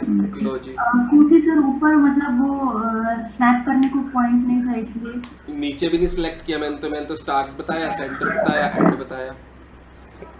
बट अगर मैं यही चीज अगर मैं इसको स्टार्ट पॉइंट लूं, इसको सेंटर लूं और इसको एंड लूं तो इधर बना देगा ऊपर। ये क्यों? क्लॉकवाइज नहीं, क्लॉकवाइज क्या? क्लॉकवाइज ऐसे एग्जांपल से समझाओ कि सब समझ जाए। क्लॉकवाइज से ऐसा होता है ना, रिवर्स नहीं, वो तो होता है, ऐसा क्यों होता है वो तो क्यों जानना है ना मेरे को तो। क्या बता सकते बचपन में मैथ्स तो पढ़ा होगा। तो जैसे हम प्रोटेक्टर यूज करते हैं सबका यूज किया होगा, प्रोटेक्टर यूज किया है आपने? हाँ एग्जैक्टली, ये यूज किया है ना। अब जो ये प्रोटेक्टर होता है इसको आप ध्यान से देखो, ये जीरो गोल वाला दिखाता हूँ, राउंड वाला पूरा आपको मैं पूरा राउंड दिखाता हूँ। अगर मैं ये हाफ की बात करूं, पहले ये हाफ हो गया और ये मेरा यहाँ पे राउंड हो गया। यहाँ पे मेरा एंगल होता है 0। उसके बाद जो आपके एंगल है ना वो एंटी क्लॉकवाइज मूव करते हैं। 0, 10, 20, 30, 40, फिर 90 आ जाता है, फिर घूम के 180 आ जाता है, फिर नीचे घूम के 270 आएगा, फिर यहाँ पे घूम के 360 आएगा। तो जो आपके एंगल होते हैं वो एंटी क्लॉकवाइज मूव करते हैं, समझ रहे हो? तो इसका मतलब अगर मैं किसी भी ऑब्जेक्ट का स्टार्ट पॉइंट इस वाले पॉइंट को लूं और सेंटर इसे लूं और एंड इसे लूं तो ये ऐसे बनाएगा। बट अगर स्टार्ट इसे लूं ना तो यहां से नीचे से बनाना स्टार्ट करेगा। क्लियर है? तो ये होता है आपका। तो अगर आप स्टार्ट लेते हो इसे तो ये ऊपर से बनाएगा स्टार्ट, सेंटर और एंड, क्योंकि एंटी क्लॉकवाइज मूव करेगा आपका। उसके बाद और कंडीशन है स्टार्ट, सेंटर और एंगल। ये स्टार्ट पॉइंट ले लिया, ठीक है, और ये ले लिया सेंटर पॉइंट, और कितना एंगल मार तो ऑर्थो ऑफ किया। अभी ये एंगल कितना चाहिए? मान लो मैंने 45 डिग्री का एंगल डाल दिया तो 45 डिग्री का एंगल आ जाएगा। अगर मैं सेंटर से इस पॉइंट को मिलाऊं और एंगुलर डायमेंशन की हेल्प से मैं इस एंगल को चेक करूं तो आप देखोगे ये मेरा 45 डिग्री का एंगल है। और कंडीशन क्या हो सकती है यहाँ पे? Start, centre, length. ये स्टार्ट पॉइंट हो गया, ये सेंटर पॉइंट हो गया। ये लेंथ आपको कितनी चाहिए? जितनी भी लेंथ करोगे उतनी लेंथ का आपका ये बन जाएगा। और कंडीशन क्या हो गई? Start and angle. ये स्टार्ट पॉइंट हो गया, ये एंड पॉइंट हो गया। आपको एंगल कितना चाहिए? मान लो मैंने एंगल यहाँ पे डाल दिया 45 का। अब ये एंगल 45 में कौन सा है? अगर मैं इसको क्लिक करूँ तो इसका सेंटर यहाँ बनता है। अगर मैं इसको यहाँ से यहाँ मिला दूँ और इसको यहाँ से यहाँ मिला दूँ तो अब अगर मैं ये एंगल चेक करूँ तो ये 45 का मिलेगा। तो आप देखो हर कंडीशन में अलग अलग चीज़ें यूज होंगी ना आर्क की। ये जब आई टाइप का कोई स्ट्रक्चर बनाएंगे तो उसमें यूज होता है, या हर कंडीशन में अलग अलग रेडियस आप यहाँ पे आर्क यूज करोगे। क्लियर है? हाँ सर। उसके बाद ये क्या है? सर्कल, और ये क्या है? ओवल। इसे बोलते हैं एलिप्स। अगर आपको एक सर्कल बनाना हुआ, मान लो मैंने एक 50 रेडियस का सर्कल बनाया यहाँ पे, तो 50 रेडियस का क्या मतलब होता है? रेडियस क्या होता है? सेंटर पॉइंट से एज तक का डिस्टेंस, ये होता है रेडियस। और अगर मैं कंप्लीट कर दूं तो ये क्या होता है? डायमीटर। अगर मैं इसकी लेंथ चेक करूं तो ये हो गया मेरा डायमीटर 100 का और ये हो गया मेरा रेडियस 50 का। ठीक है, अब अगर मैं इसका रेडियस चेक करूं तो मेरा रेडियस चारों तरफ 50 ही मिलेगा।